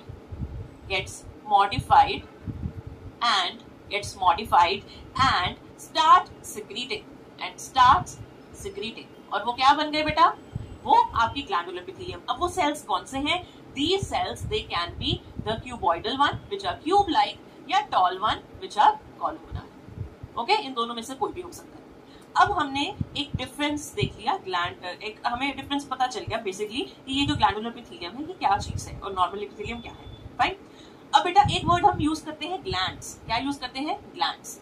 usually जो ग्लैंड टर्म है ना, ये हम मल्टीसेलुलर ग्लैंड्स के लिए यूज करते हैं. पर अगर हम ब्रॉड क्लासिफिकेशन देखें, एपिथेलियम, ग्लैंडुलर एपिथेलियम और ग्लैंड में फर्क क्या है? ग्लैंड हम कंप्लीट ऑर्गन को बोल देते हैं, उसके अंदर जो सेल्स लगे हैं उसे एपिथेलियम बोल देते हैं. फाइन. तो अगर मेरे पास एक सेल है तो क्या मैं उसे ग्लैंड नहीं बोल सकती? मैं उसको भी ग्लैंड बोल सकती हूँ, पर वो बेटा क्या होगी? वो होगी मेरी यूनिसेलुलर ग्लैंड. वो क्या होगी बेटा? मेरी यूनिसेलुलर ग्लैंड. तो एक सेल को भी हम ग्लैंड बोल सकते हैं, वेयरएज काफी सेल्स की जो एपिथेलियम है मल्टीसेलुलर, उसको भी हम ग्लैंड बोल सकते हैं. यूनिसेलुलर ग्लैंड जैसे हमने किया था, एक म्यूकस सिक्रीट करता है सेल, जैसे your goblet cell. So goblet cell एक अकेला है और वो क्या कर रहा है? वो सिक्रीट कर रहा है म्यूकस. तो वो क्या हुआ बेटा? Unicellular gland. वेयरएज मल्टीसेलुलर में आपकी आती है जैसे कि सलाइवरी ग्लैंड. ओके, तो इस तरह से आपके ग्लैंड्स बेसिकली एपिथेलियम के कुछ सेल्स के ही बने हुए हैं जो मॉडिफाई हो गए हैं, जो क्या हो चुके हैं, मॉडिफाई हो चुके हैं। ऑलराइट, नेक्स्ट बच्चे, अब आपकी जो ग्लैंड है वो कितने टाइप की होती है? What are the various types of glands? What are the various types of glands? सबसे पहले ये जो मैं आपको क्लासिफिकेशन बता रही हूँ, ये बता रही हूँ कि जो उसका सिक्रीशन है वो अगर वो कैसे पोर कर रहा है, मतलब बाहर कैसे फेंक रहा है। मेरे पास कुछ ग्रुप ऑफ सेल्स हैं, अब वो जो ग्रुप ऑफ सेल्स हैं वो अपना सिक्रीशन कैसे बाहर फेंकेंगे, उसके अकॉर्डिंग इनको हमने 3 कैटेगरी में डिवाइड कर दिया। ठीक है, जैसे अगर मैं बोलूं एक ग्लैंड अपना सिक्रीशन अपने में से सीधा ऐसे बाहर फेंक दे रहा है, एक ग्लैंड एक डक्ट के थ्रू चीजें बाहर फेंक रहा है, फाइन। एक ग्लैंड ऐसे है जिसमें दोनों चीजें मिल रही हैं, जो अपना सिक्रीशन बाहर फेंक रहा है ऐसे ही उसको ब्लड उठाकर टारगेट ऑर्गन पर लेके जाएगा, वो आपकी एंडोक्राइन ग्लैंड होती है। जो अपने डक्ट के थ्रू बाहर फेंक रहा है वो आपकी एक्सोक्राइन होती है, जिसमें दोनों पार्ट है वो हेटेरोक्राइन होती है, right. So we have 3 types of glands here, what are these? We have exocrine gland, we have endocrine gland and we have heterocrine gland. Hetero का मतलब होता है मिक्सचर, क्राइन का मतलब होता है सिक्रीशन। अब बेटा जो एक्सोक्राइन ग्लैंड है इसमें क्या होगा, अगर ये ग्लैंड है तो ये एक डक्ट के थ्रू अपना सिक्रीशन बाहर फेंकेगा। मान लो ये इसका सिक्रीशन है, ये इस तरह से इसे बाहर फेंकेगा, right. Exocrine gland like your salivary gland, so आज आपने क्या सीखा? एक्सोक्राइन ग्लैंड्स में क्या होता है बेटा? डक्ट होती है, the ducts are present, whereas endocrine they are ductless, और इनके सिक्रीशन को हम कहते हैं, द सिक्रीशन इज हार्मोन। क्या कहते हैं? हार्मोन। इसमें क्या होता है, अगर ये एक ग्लैंड है, एंडोक्राइन ग्लैंड, ये अपना सिक्रीशन बनाएगा। इस सिक्रीशन को कौन उठाएगा? इसे उठाएगा एक ब्लड वेसल। कौन उठाएगा बेटा? Blood vessel, right. अब ये जो ब्लड वेसल है ये इसे उठाकर कहाँ लेके जाएगा? टारगेट ऑर्गन में। मान लो बेटा ये आपका क्या है, ये बेटा आपका कौन सा है? ये ग्लैंड आपका मान लो पिट्यूटरी है, ये ग्रोथ हार्मोन निकाल रहा है, और ये ब्लड से दैट इज आपके बॉडी सेल में जाएगा और बॉडी सेल्स डिवाइड करेंगे। हेटेरो मतलब मिक्सचर, इसमें एंडोक्राइन प्लस एक्सोक्राइन दोनों होता है, राइट। जैसे आपका पैनक्रियास में इंसुलिन हार्मोन भी बनता है, तो वो पोर्शन बेटा इसका क्या हुआ? एंडोक्राइन, और ये एंजाइम्स भी बनाता है, तो ये बेटा क्या हुआ उसका? एक्सोक्राइन, क्योंकि वो डक्ट से जा रहा है। इसके बाद बेटा आपके पास होते हैं आपके गोनाड्स लाइक टेस्टिस ओवरीज को कलेक्टिवली हम क्या बोल देते हैं? Gonads they secrete hormone, so it's endocrine part, और डक्ट के थ्रू उनके गमीट बाहर जा रहे हैं, तो वो उसका क्या हुआ बेटा? Exocrine part, fine. तो ये आपकी क्लासिफिकेशन हुई on the basis of how they pour their secretion, right? Next बेटा फिर एक आपकी ग्लैंड्स की क्लासिफिकेशन आती है कि वो अपने में से सिक्रीशन कैसे कर रहा है। सिक्रीशन एक जो सेल है उसका, वो सेल कैसे बाहर फेंक रहा है, ठीक है। यहाँ पर आपने देखा कि कौन ट्रांसपोर्ट कर रहा है उसे, यहाँ पर सेल के अंदर जो फैक्ट्री है वो कैसे उसे बाहर फेंक रही है। तो यहाँ पर हमारे पास ग्लैंड हुआ बेटा 3 टाइप का, एक हुआ एपोक्राइन, एक हुआ मीरोक्राइन, और एक हुआ होलोक्राइन, ठीक है। अब एपो का मतलब होता है एपेक्स, एपिकल। अगर ये सेल है, इसके न्यूक्लियस से कुछ एमआरएनए बना, आगे प्रोटीन बना, प्रोटीन ने पैकेजिंग करी, पैकेज करने के बाद सेल का खुद का कुछ पार्ट यहाँ पर लॉस हो जाएगा, इतना पार्ट, राइट। तो सेल ऐसे पिंच ऑफ होगा बेटा, लाइक दिस, तो बचेगा क्या? सेल इतना रह गया, और जो सिक्रीशन था वो सेल को लेकर बाहर आया। ये क्या बेटा? सिक्रीशन, ठीक है, ये सेल को लेकर बाहर आया। तो इस चक्कर में सेल का एपिकल पार्ट, ऊपर वाला पार्ट लॉस हो गया। क्या हो गया? लॉस। मतलब जब सेल में से कुछ सिक्रीट होगा तो उसका ऊपर वाला पार्ट सेल का लॉस हो जाएगा। क्या हो जाएगा? लॉस हो जाएगा। तो यहाँ पर बेटा आपकी एग्जाम्पल है मैमरी ग्लैंड क्या सिक्रीट करती है? मिल्क। अगर मैं बोल रही हूँ कि उसका एपिकल पार्ट लॉस हो रहा है और मैमरी ग्लैंड का सिक्रीशन क्या है? मिल्क, तो मतलब ऊपर वाला पार्ट साइटोप्लाज्म तो लेके जाएगा, साथ में लेके जाएगा। तो कहने का मतलब यहाँ पर जो उसका सिक्रीशन है milk will contain the cytoplasm of the cell, yes. Okay, merocrine में कोई भी पार्ट लॉस नहीं होता, ये सेल है, सेल के अंदर छोटी छोटी वेसिकल्स बनेंगी, जो गोल्जी बॉडी बनाती है, पैकेजिंग करती है, और एक्सोसाइटोसिस से ये वेसिकल बाहर आ जाएगी। No part of cell is lost, no part of cell is lost, right. ये नॉर्मल जैसे बेटा आपकी सलाइवरी ग्लैंड है, कौन सी ग्लैंड है? सलाइवरी ग्लैंड है, फाइन। होलो मतलब कंप्लीट, तो इसमें बेटा होलो, होलो का मतलब होता है कंप्लीट, इसमें आपका पूरा का पूरा सेल बर्स्ट हो गया और सिक्रीशन बाहर निकाला, तो सेल ने यहाँ पर कुर्बानी दे दी, क्या दे दी? कुर्बानी, सेल बर्स्ट हो गया, फाइन। तो ये कहां पर होता है? आपकी sebaceous gland. What are sebaceous gland? The sebaceous glands are your oil glands. Are your oil glands. Fine. तो इस तरह से कि how the secretion is produced. How secretion is produced. Your glands are of 3 types. You have apocrine, you have merocrine, and then you have chronocrine glands. Okay. Next. Cell junctions. अब ये बड़ा interesting topic है। क्या होता है cell junction?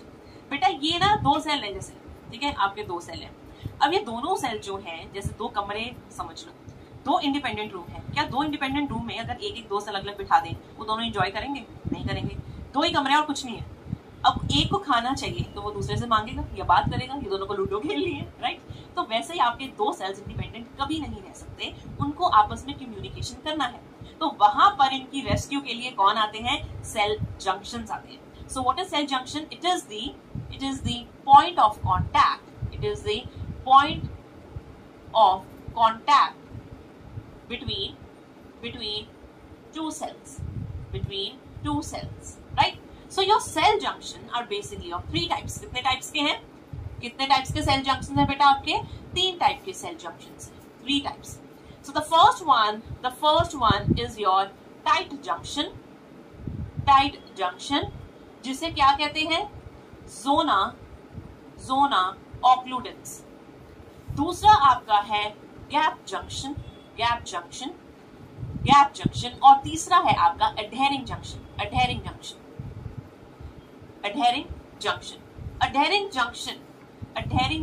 का काम है चीजों को adhere करके रखना, whereas tight junction का काम है एकदम बंद करके रखना। गैप जंक्शन का काम क्या है? गैप जंक्शन का काम है कि यहाँ पर चीजों में, दोनों सेल्स के बीच में एक कम्युनिकेशन बनाए रखना कि चीजों का फ्लो हो, राइट। तो बेटा होता क्या है, ये जो आपके सेल जंक्शंस हैं, they are the characteristic feature of epithelium, so इसलिए हम इसे एपिथेलियम में पढ़ते हैं। बट इट डजंट मीन ये जंक्शन और कहीं नहीं होंगे, they are also present in the muscles. अगर मैं adhering junction की बात करूं, इनको हम cementing junction भी कहते हैं। they act as a cement, और 2 सेल के बीच में सीमेंट की तरह बने रहेंगे और दोनों को एक जगह पर चिपका के रखेंगे। ये बेटा 3 तरह के होते हैं। एक है zona adherens, एक है बेटा desmosome, जिसको हम macula adherens भी कह देते हैं, and next we have hemidesmosome, right? Next आपका जो गैप जंक्शन है वो मैंने क्या बताया? गैप जंक्शन 2 सेल में कंटिन्यूटी रखेगा, जैसे 2 आपके रूम है, उनके बीच में एक डोर, और आराम से चीजें आ जा सकती हैं। So they will maintain the continuity, cytoplasm allow molecules की अगर बात करूं, वो भाई जिद्दी है, प्रिवेंट द लीकेज ऑफ। तो अब बेटा हम इनको देखेंगे, and this is your cell 2, okay, ये सेल 2 है। जब भी अगर मैं टाइट जंक्शन की बात करूंगी तो एपिथेलियल टिश्यू में एपिकल सरफेस ऊपर की प्लाक होगी, ईंट की तरह, ये प्रोटीन की बनी होती है। यहाँ पर बेटा क्या होगी? एक प्लाक होगी, राइट, और कुछ यहाँ पर फाइबर्स होंगे। क्या होंगे? यहाँ पर फाइबर्स होंगे, राइट। तो ये आपका कौन सा जंक्शन हुआ? जोना एडहेरेंस। इसके बाद बेटा जो जंक्शन आएगा, ये किसका बाप है? ये जोना एडहेरेंस का बाप है। इससे भी मोटी प्लाक, इसने तो कसम खाई है, फाइबर्स होंगे। क्या होंगे? फाइबर्स, 2 सेल के बीच। उसके बाद बेटा आपके पास क्या आते हैं? Gap junction, which are formed of proteins, connection protein, और से करके टनल बनाई हुई है, और ये टनल जो है ये आपका क्या बनाता है बेटा? गैप जंक्शन आते हैं। मतलब ऐसे सरफेस एरिया बढ़ेगा ना अगर प्लाज्मा मेम्ब्रेन ऐसी होगी, उससे क्रिस क्रॉस रहे, जैसे बंधन होता है ना, बिल्कुल ऐसे बंधे हुए। जो बेसमेंट मेम्ब्रेन वाला है इज योर हेमिडेस्मोसोम, और कुछ प्रोटीन्स होंगे, हेमीडेस्मोसोम पॉइंट से आप कर सकते हो, इट्स जस्ट फॉर आपको दिखाने के लिए कैसे होते हैं, बट जो मेन आपको मस्ट याद करना है इसमें वो है ये, इसमें से क्वेश्चन आता है द डेफिनेशंस। ऑलराइट, सो ये था बेटा आपका cell junctions. Life with diabetes can be a never-ending list of restrictions. No sweets, no roti, no rice. इसमें होता है, इसके अंदर बहुत सारी प्रोटीन्स होते हैं। पहले देखें कि ये जो टिश्यू है, मुश्किलों से भाग जाना आसान होता है, हर पहलू जिंदगी का ध्यान होता है, डरने वालों को मिलता नहीं कुछ जिंदगी में, लड़ने वालों को। तो आज बेटा हम शुरू करते हैं हमारा लेक्चर 2 ऑफ रफ्तार, and that is on the connective tissue. So I hope आप बच्चों ने एपिथेलियल टिश्यू तो पक्का रख लिया होगा, अच्छे से याद कर लिया होगा अब तक। तो बेटा अब टाइम है सेकंड टिश्यू की। हमने 4 टिश्यू किए थे, याद है? epithelial tissue, connective tissue, muscular and the neural one. So let's get started with the connective tissue. So बेटा connective tissue क्या होता है? इसके नाम से पता लग रहा है, it is going to connect things. ये चीजों को जोड़ेगा। तो सबसे पहले अगर मैं बात करूं इस टिश्यू की, अगर हम सबसे पहले देखें कि ये जो टिश्यू है इसकी origin क्या है? What is the origin of this tissue? What is the origin of this tissue? It is mesodermal in origin. Mesodermal in origin. अगर मैं बात करूं सभी टिश्यूज में से सबसे ज्यादा अमाउंट में कौन सा टिश्यू प्रेजेंट है, so that is your connective tissue. So it is the most abundant, it is the most abundant. और जो चीज बेटा ज्यादा होती है वो आपको अलग अलग आपके बॉडी के पार्ट्स में भी मिलेगी। सो it is widely distributed, it is widely distributed, मतलब आपको ऑलमोस्ट हर ऑर्गन में मिलेगा। क्यों मिलेगा? क्योंकि बेटा इसका जो इंपॉर्टेंट फंक्शन है वो हर एक ऑर्गन, हर एक पार्ट को चाहिए। What is that? The support. So ये टिश्यू सपोर्ट प्रोवाइड करता है। क्या करता है? ये सपोर्ट प्रोवाइड करता है। दूसरा काम ये टिश्यू क्या करता है? ये ऑर्गन्स को पैक करता है। It also helps in packing the organ. It also protects the organ. ये ऑर्गन्स को प्रोटेक्ट भी करता है। It protect the organ. जैसे मैंने कहा था कि आपका जो एपिथेलियल टिश्यू होता है उसमें हमेशा एक फ्री सरफेस होती है, मतलब वो बाहर की सराउंडिंग से एक्सपोज होगा। जैसे स्किन की बात करें तो it has a free surface. So this tissue is always present inside of your body, you just can't see it like that. जैसे स्किन को, एपिथेलियल को आप देख पा रहे हैं, इसको आप ऐसे नहीं देख सकते। So we say that it never have a free surface, दूसरी बात, जैसे आपका एपिथेलियल टिश्यू एवास्कुलर था, मतलब उसमें ब्लड सप्लाई नहीं थी, this one is highly vascular, इसमें ब्लड सप्लाई होती है। अगर आपको याद होगा प्रीवियस लेक्चर में बच्चे मैंने बताया था, सिंस एपिथेलियल टिश्यू वास्कुलर नहीं है तो वो ब्लड से न्यूट्रिएंट्स कनेक्टिव टिश्यू में जो वेसल्स आती है वहां से डिफ्यूज होकर देता है। तो यहाँ पर एक highly vascular but with an exception, that is cartilage. Cartilage में जो ब्लड सप्लाई होती है वो बहुत स्कैंटी होती है, बहुत कम होती है, नेग्लिजिबल होती है, बहुत ही ज्यादा कम होती है, एब्सेंट के करीब होती है, राइट। सो इसलिए से ऑल्दो इट्स हाईली वास्कुलर, जिसमें बहुत ब्लड सप्लाई है, बट यहाँ पर कार्टिलेज ऐसा है जिसमें ब्लड सप्लाई नहीं होती या फिर बहुत कम होती है। सो फर्स्ट पॉइंट, इसके ओरिजिन याद रखना, क्या है ओरिजिन? मेसोडर्मल, बहुत ज्यादा होता है, मोस्ट अबंडेंट है और अलग अलग जगह पर मिलेगा। फंक्शन क्या है? सपोर्ट करता है, प्रोटेक्शन प्रोवाइड करता है, पैकिंग करता है, फाइन। और इसमें ब्लड सप्लाई होता है and it always have a free surface. So आगे बढ़ते हैं, आगे देखते हैं बेटा आपके कनेक्टिव टिश्यू की क्लासिफिकेशन, मतलब इसमें क्या क्या डिफरेंट टाइप्स होते हैं। सो कनेक्टिव टिश्यू में ना अलग अलग कैटेगरीज है, लेट्स सी क्या क्या कैटेगरीज है बच्चा लोग।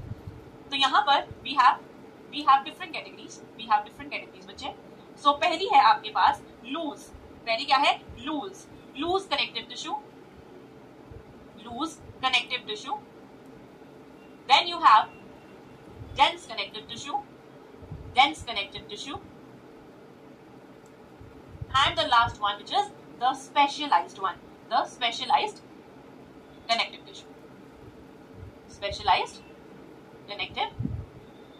tissue, alright। अगर मैं बात करूं लूज कनेक्टिव टिश्यू की, तो how loose is different from the another, इनके नाम से पता लगता है। इसमें फाइबर्स में बहुत लूजली अरेंज होंगी, ऐसे बिखरी हुई होती है इधर उधर।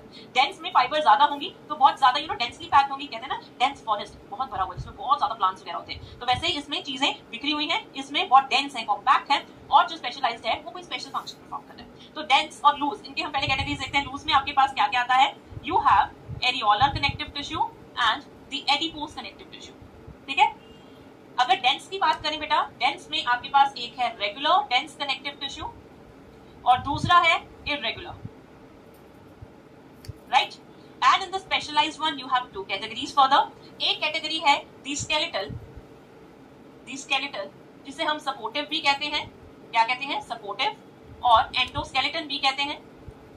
और एक है बच्चे आपके पास फ्लूइड कनेक्टिव टिश्यू. सो इन दी स्केलेटल और सपोर्टिव और एंडोस्केलेटन, यहाँ से थोड़ा गेस तो हो गया होगा. स्केलेटल सिस्टम में बेटा आपके क्या क्या आता है? एक आता है आपके पास कार्टिलेज, बिकॉज ये भी सपोर्ट प्रोवाइड करता है. और एक that you already have guessed, जो आपने गेस कर लिया है, that is your bone. Whereas in the fluid connective tissue, आपको भी पता है फ्लूइड कनेक्टिव टिश्यू में क्या आएगा, क्या है तुम्हारे बॉडी फ्लूइड्स चैप्टर है ना पूरा, बॉडी फ्लूइड्स एंड सर्कुलेशन. क्या है इसमें? एक है आपका ब्लड और दूसरा है बच्चे आपका लिम्फ. तो ये चीजें हमने इस चैप्टर में पढ़नी है. That is the classification of the different types of the connective tissue. What are the various types of connective tissue you have guys? You have loose connective tissue, you have dense connective tissue and then you have the specialized connective tissue. Okay, आगे देखते हैं. आगे हमने क्या पढ़ना है इसमें? areolar connective tissue, adipose, which are the part of the loose, whereas dense में आता है एक regular और दूसरा irregular. फिर आपके पास स्पेशलाइज में आता है स्केलेटल, जिसको सपोर्टिव भी कहते हैं, एंडोस्केलेटन भी कहते हैं, and then your fluid connective tissue. Skeletal में further we have cartilage and bone. Skeletal में आपके पास फर्दर बेटा क्या कैटेगरीज हैं? We have the cartilage and bone, और इसमें क्या है? ब्लड और लिम्फ. इसको ना अच्छे से याद कर लेना. मतलब क्यों? क्योंकि अगर ये ब्रीफ याद है ना तो बहुत सारे क्वेश्चन आपके वैसे हो जाएंगे, क्योंकि इस टॉपिक में से क्वेश्चन बहुत आते हैं. तो आप अपना स्टार मार्क लगा लेना यहाँ पे. देखो कई बार ना सीधा क्वेश्चन आता है कि बताओ इनमें से कौन सा लूज कनेक्टिव टिश्यू है, डेंस कनेक्टिव टिश्यू है, तो सीधे क्वेश्चन भी आ जाते हैं. तो उसमें घबराना नहीं है. अगर आपको ये याद है जो मैम ने आपको पढ़ाया है तो आप आराम से इस क्वेश्चन को क्रैक कर सकते हैं. तो ये थी बेटा आपकी क्लासिफिकेशन. सो अब एक बेसिक कनेक्टिव टिश्यू में क्या क्या होता है अब हम वो जानेंगे. ठीक है, तो यहाँ पे बेटा क्या क्या कंपोनेंट्स होते हैं इसमें. सबसे पहले जो एक बड़ी ही इंपॉर्टेंट चीज है इसमें होता है एक ऐसी चीज विच इज अ बेस. जो इसका बेस होता है, क्या होता है? बेस होता है जिसमें चीजें खुली होगी. और वो बेस क्या है? क्योंकि देखो अगर आपको एक प्लेट में खाना रखना है तो सबसे पहले एक प्लेट होनी चाहिए. फाइन, तो वो प्लेट जैसा क्या है? वो है इसका ग्राउंड सब्सटेंस, जिसे मैट्रिक्स भी कहते हैं. क्या कहते हैं? मैट्रिक्स. ग्राउंड सब्सटेंस और मैट्रिक्स. ये जो ग्राउंड सब्सटेंस और मैट्रिक्स होती है बेटा, ये बहुत जगह पर जेल लाइक होती है. Gel like, that means gel कैसी होती है बेटा? गिलगिली सी होती है ना, सॉलिड होती है ना लिक्विड होती है. तो इसे हम क्या कह देते हैं कि some have semi fluid matrix. Right, like your example में अगर हम लिखें एरियोलर कनेक्टिव टिश्यू. ठीक है, बट कईयों में मैट्रिक्स फ्लूइड होती है, जैसे आपका ब्लड. तो ब्लड में पूरी मैट्रिक्स क्या है? फ्लूइड फॉर्म में. तो यहाँ पर फ्लूइड भी होती है, फ्लूइड. राइट, मतलब एकदम पानी जैसी. तो यहाँ पर बेटा क्या आएगा आपका? यहाँ पर आएगा आपका ब्लड. राइट, तो मैट्रिक्स पानी जैसी भी हो सकती है, जेल लाइक भी हो सकती है. If it is gel like, if the matrix is gel like, तो उसमें कुछ जेल ऐसे कंपोनेंट्स होंगे ना जो उसको जेल जैसी कंसिस्टेंसी दे रहे हैं. आपने घर पे भिंडी काटी है, आपने एलोवेरा लगाया, भिंडी जब भी आप काटते तो हाथों में गिलगिली सी लग जाती है, लगती है. एलोवेरा के अंदर जेल होती है. सो जो चीजें उसमें होती है वही हमारे अंदर भी है, and that is your mucopolysaccharide. Mucopolysaccharide एक तरह के शुगर होते हैं, मॉडिफाइड शुगर. ये म्यूकोपॉलीसैकेराइड के एक एग्जांपल जो आजकल तुम बहुत सुनते हो, हाइलुरोनिक एसिड सुनते हो ना. तो हाइलुरोनिक एसिड के साथ और भी शुगर साथ में लगी होती है. So that is the major component of your gel like base on the matrix और द ग्राउंड सब्सटेंस. तभी आजकल देखा ना सिरम में बड़ा आ रहा है यार, ये लगाओ स्किन पे, स्किन अच्छी हो जाती है. क्योंकि स्किन के नीचे क्या है? Connective tissue. और अगर उसमें बहुत ज्यादा हाइलुरोनिक एसिड है तो वो आराम से पानी को ज्यादा अब्सॉर्ब करता है. ये इसकी प्रॉपर्टी है दैट हाइलुरोनिक एसिड पानी को अपनी तरफ खींचता है. जितना पानी होगा उतनी स्किन ग्लो भी करेगी. राइट, चलो, तो अगर ये जेल लाइक है, the gel like ground substance contains mucopolysaccharides. ठीक है, तो ये इसका बेसिक काम क्या होता है? ये सपोर्ट प्रोवाइड करती है. ये क्या प्रोवाइड करती है बेटा? सपोर्ट प्रोवाइड करती है. दूसरी चीज जो मैं आपको बताने जा रही हूँ वो क्या है बेटा? कंपोनेंट्स में है वो आपके बहुत सारे फाइबर्स. क्या है? बहुत सारे फाइबर्स. और तीसरी चीज है बेटा आपके बहुत टाइप के सेल्स. क्या है? अलग अलग तरीके के सेल्स. ओके, अगर मैं बात करूं फाइबर्स की, हमारे पास यहाँ पे तीन तरह की फाइबर्स हैं. Collagen fibres, elastic fibres and reticular fibres. ठीक है, अगर मैं बात करूं सेल्स की, सेल्स की, तो सेल और भी ज्यादा टाइप के हैं. Why cells are here? Because cells are performing various different role, important function perform करते हैं. तो चलो सेल्स के बारे में कुछ पढ़ते हैं. Let's talk about cells. So components में हम बात करेंगे सेल्स की बच्चा लोग. राइट, तो सेल्स की बात करते हैं. तो सेल्स में सबसे पहला जो सेल है, बड़ा ही इंपॉर्टेंट सेल, क्या है इसका नाम? इसका नाम है फाइब्रोब्लास्ट. क्या नाम है बेटा इसका? फाइब्रोब्लास्ट. इसके नाम से क्या गैस किया अभी तक आपने? क्या गैस किया होगा? फाइब्रो. फाइब्रोब्लास्ट क्या सिक्रीट कर सकता है? Fibres, right? तो लंबे लंबे सेल्स होते हैं, इनकी आर्म्स भी होती हैं ऐसे, राइट? तो ये सेल सिक्रीट करते हैं, ये सेल सिक्रीट करते हैं आपके fibres. So how do they look like? Let's see. आपने डायग्राम देखा होगा ना एनसीईआरटी का, जिसमें एवियोलर कनेक्टिव टिश्यू दिखाया, तो उसमें ऐसा आपने सेल देखा होगा, और उस सेल में से आपको यहाँ पे ऐसे फाइबर्स भी दिख रहे होंगे। Yes, fibers दिख रहे होंगे। So the major function of this fibroblast cell is that they secrete fibers. So they secrete fibers. Alright. तो अगर कोई पूछे what is the function of fibroblast and where are they present, आप बोलोगे fibroblast होते हैं आपके कनेक्टिव टिश्यू में and they secrete fibers. Next, आगे बढ़ते हैं। नेक्स्ट सेल देखते हैं, अगला cell. Okay, so next cell on your screen is your mast cell. कौन सा सेल है बेटा? mast cell. मास्ट सेल की बड़ी ना इंटरेस्टिंग चीज बताती हूँ। Mast cell is like a cell जो आपके ब्लड में होता है, WBC, योर बेसोफिल से बिल्कुल बेसोफिल की तरह होता है। और ये सेल का बड़ा इंपॉर्टेंट फंक्शन होता है इन्फ्लेमेशन में। किसकी तरह काम करता है? बेसोफिल की तरह, और इसका काम होता है इन्फ्लेमेशन में। मास्ट सेल आपका बेटा जो मास्ट सेल है, राइट, ये कह लो कि एक ना जब भी आपको मानो जैसे मच्छर काटता है तो वो लाल लाल हो जाता है, वो लाल लाल एक इन्फ्लेमेशन है। तो उस लाल लाल जब वो हो रहा है उस टाइम पर ये मास्ट सेल उस टिश्यू में बड़ा ही इंपॉर्टेंट रोल परफॉर्म कर रहे हैं। कैसे कर रहे हैं, क्या कर रहे हैं, अभी देखते हैं। तो पहली चीज जो मैंने आपको बताई, they act as basophil. What is a basophil? It's a WBC, white blood cell of blood. ठीक है? ये बेटा तीन चीजें सिक्रीट करता है। It secretes three things. तीन चीजें सिक्रीट करता है। एक है हिस्टामिन। क्या है? एक है बच्चे आपका हिस्टामिन, एक है बेटा आपका हिपैरिन, और एक है बेटा आपका सेरोटोनिन, राइट? अब आपने देखा होगा जब भी आपको इन्फ्लेमेशन होती है तो लाल लाल हो जाता है, और आपकी बॉडी में लाल लाल किसकी वजह से होता है? ब्लड की वजह से। तो जब भी इन्फ्लेमेशन होगी ये मास्ट सेल ये तीन चीजें सिक्रीट करेगा, मतलब तीन चीजें बनाएगा। Histamine is a vasodilator, it's a vasodilator. Heparin is the anticoagulant and serotonin is a vasoconstrictor. Vaso word मैंने उस दिन भी बताया था क्या होता है। What is this vaso word? Vaso means blood vessel.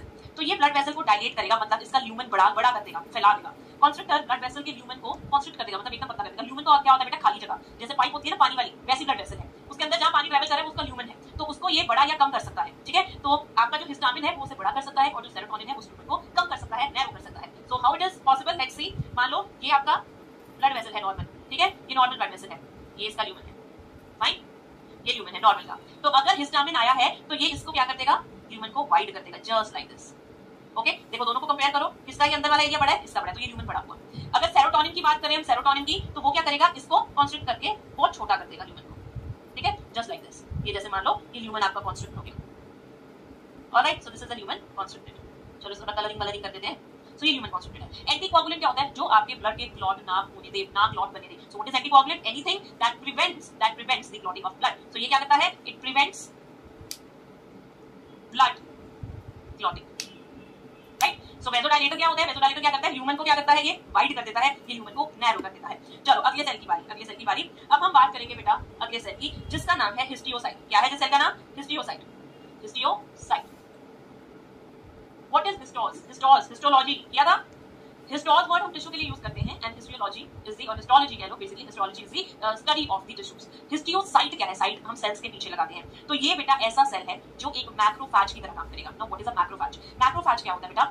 एक ना सेल होते हैं अपनी बॉडी में जो फेगोसिटिक होते हैं। अभी फेगोसिटिक क्या होता है? एक कुछ सेल्स होते हैं, अगर उनको कोई भी माइक्रो ऑर्गेनिज्म दिखा, कोई डेड पार्ट दिखा, वॉर्न आउट पार्ट दिखा, तो वो उसको पकड़ के ऐसे खा जाएंगे और खा के डकार मार जाएंगे। तो यही करते हैं मैक्रोफैजेस, फाइन। सो मैक्रोफैजेस अलग अलग जगह पर मिलेंगे, लिवर में मिलेंगे, स्किन में मिलेंगे। तो जो स्किन में मिल रहे हैं, स्किन के अंदर कनेक्टिव टिश्यू है, तो कनेक्टिव टिश्यू में मैक्रोफैजेस का नाम हमने रख दिया हिस्टियोसाइट। अगर कोई पूछे the macrophages of the tissue, what will you say? The histiocyte. So what are they? They are the macrophages.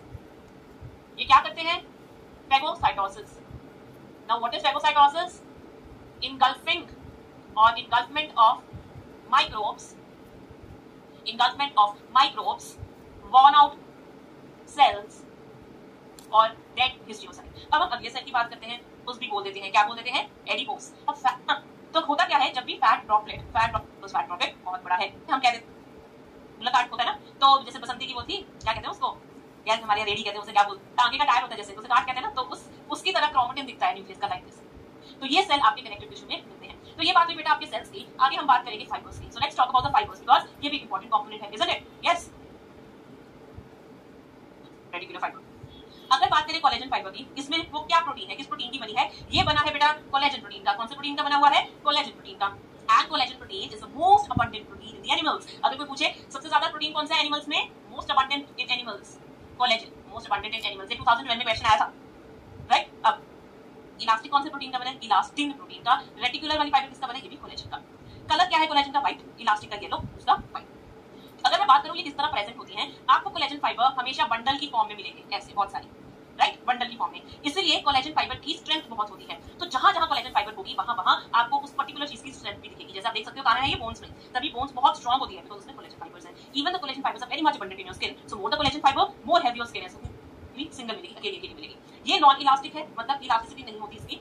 ये इलास्टिक, इलास्टिक क्या कहते हैं, जैसे रखो बैंड एकदम, एक तो वो टूट जाएगी।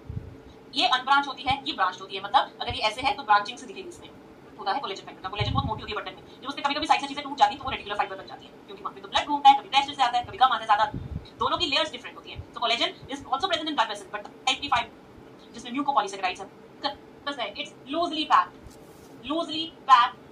और लूज अरेंजमेंट ऑफ कंपोनेंट्स, बिखरे हुए हैं, देयर आर स्पेसेस प्रेजेंट, ठीक है। जैसे मैं बात करूं एरियोलर कनेक्टिव टिश्यू की, इसका नाम ही एरियोलर रखा है, क्यों? एरियोलर का मतलब होता है स्मॉल स्पेसेस। क्या मतलब होता है बेटा? स्मॉल स्पेसेस, मतलब इन बिटवीन एवरीथिंग आपको छोटी छोटी स्पेस मिलेगी, जगह मिलेगी, दिखेगा कुछ। एपिथेलियम में कुछ स्पेस दिख रही थी, एक के बाद एक सेल थे यार वहां, अलग कनेक्टिव टिश्यू का। तो एरियोलर कनेक्टिव टिश्यू में क्या क्या होता है? इसमें सब कुछ होता है जो मैंने पढ़ाया ना आपको अभी तक। कंप्यूटर का मेनली काम होता है वो सपोर्ट में होता है। ये सब था वो एरियोलर था। पैकिंग करेगा, यही है जो सबसे ज्यादा पैकेजिंग में लगा रहता है। बैक के गट में भी इसकी एक लेयर है। सो यूजुअली ये ऐसी चीजों में मिलता है, तो हिस्टोसाइट कहते हैं, कोलेजन फाइबर है, मास्ट सेल भी है। You will see almost everything, right. तो ये सारे आपको हर तरह की fibre, every cell will be present here. So हम लिख देते हैं every cell and fibre present. So what is the location? Where do you find it? कहाँ पर मिलता है? What is the location? It is present beneath the skin. Skin के नीचे मिलता है। दूसरा, ये स्किन को मसल से भी कनेक्ट करता है, और स्किन का दूसरा नाम है इंटेग्यूमेंट। क्या नाम है? Integument. It connects the skin with muscle.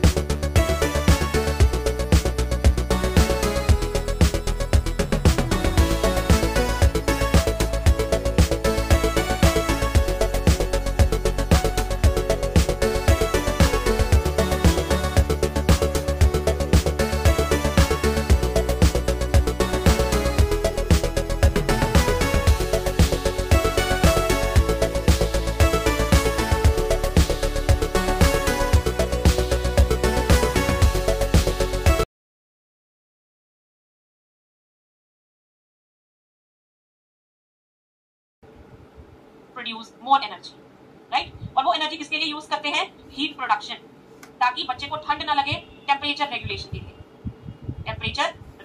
लिए, ठीक है। वेयर एज हम बड़े हो चुके हैं और हमें जो फैट है वो है वाइट फैट, इसमें माइटोकॉन्ड्रिया कम होता है और एनर्जी प्रोडक्शन भी कम होती है, राइट, लेस एनर्जी, राइट बेटा। ये जो ब्राउन फैट है इसको ब्राउन क्यों कहते हैं? देयर इज अ रीजन, इसका कलर ब्राउन है। कलर क्या है बेटा? ब्राउन। क्यों? क्योंकि इसमें आयरन प्रेजेंट है, तो आयरन उसको क्या देता है? भूरा रंग देता है, ब्राउन देता है।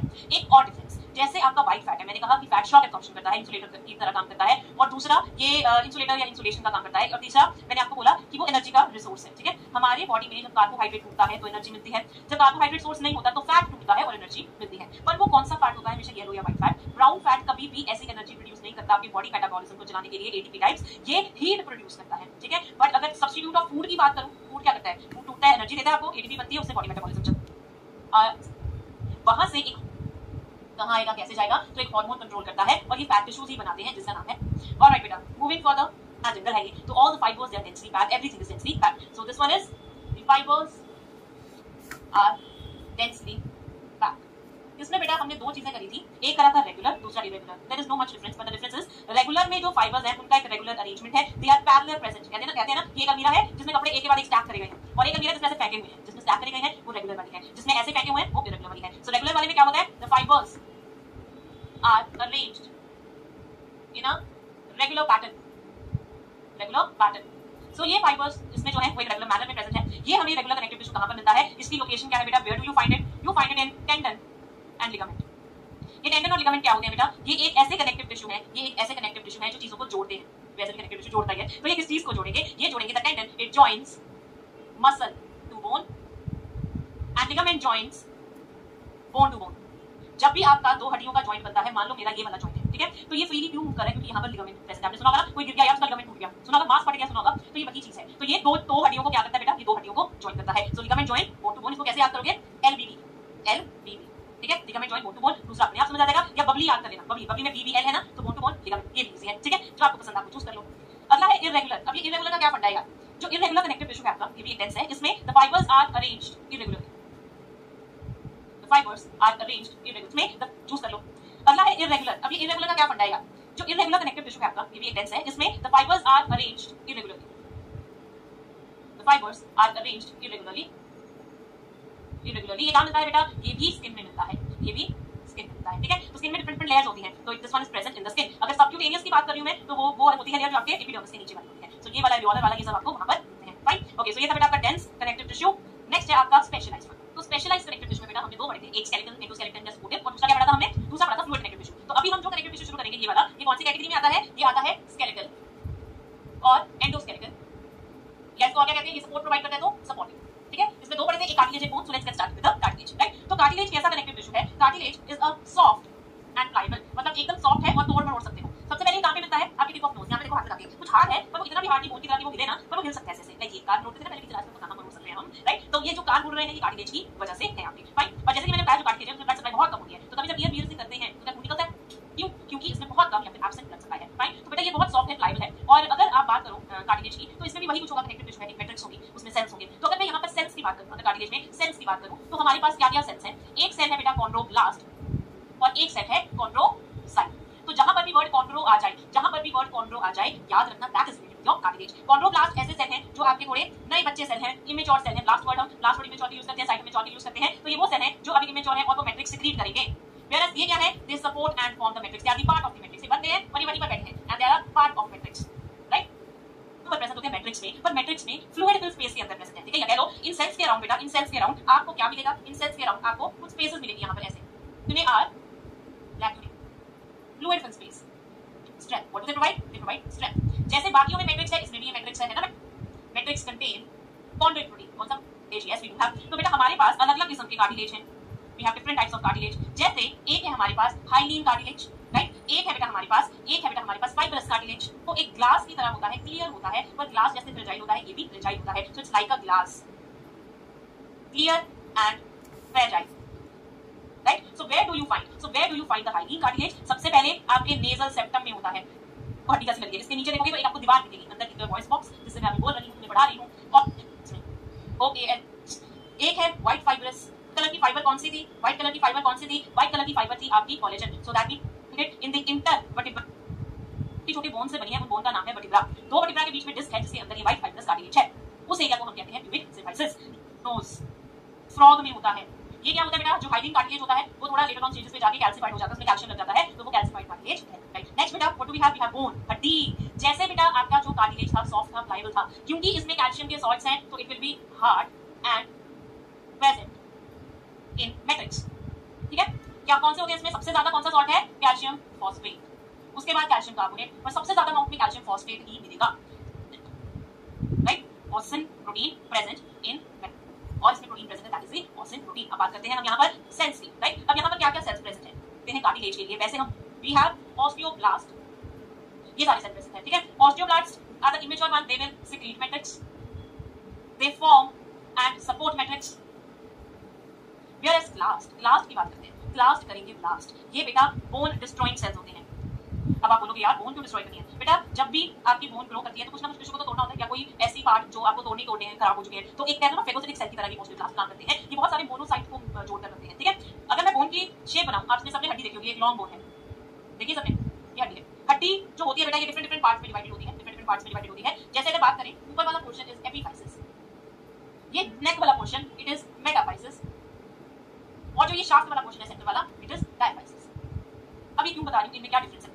ऊपर बेटा इधर जो बोन होगी ये वाली, ये एक स्पॉन्ज की तरह दिखेगी, टाइट होती है।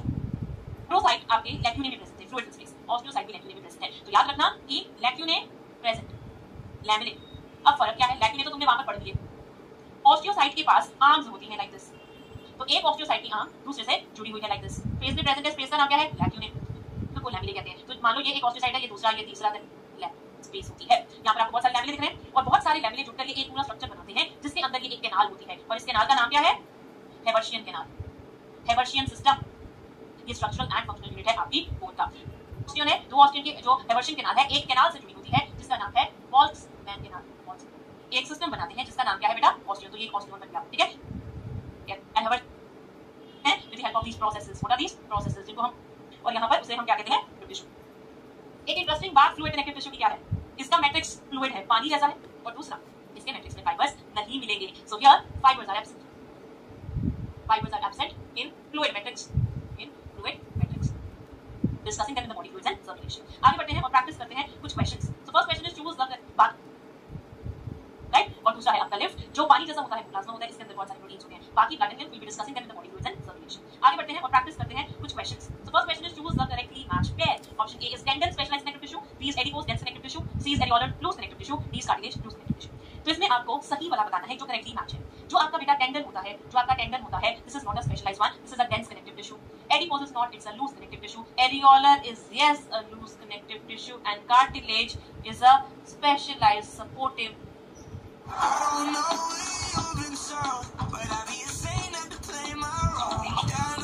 I have learned the essence of life from my muscles, because more trained you are, the more powerful you are.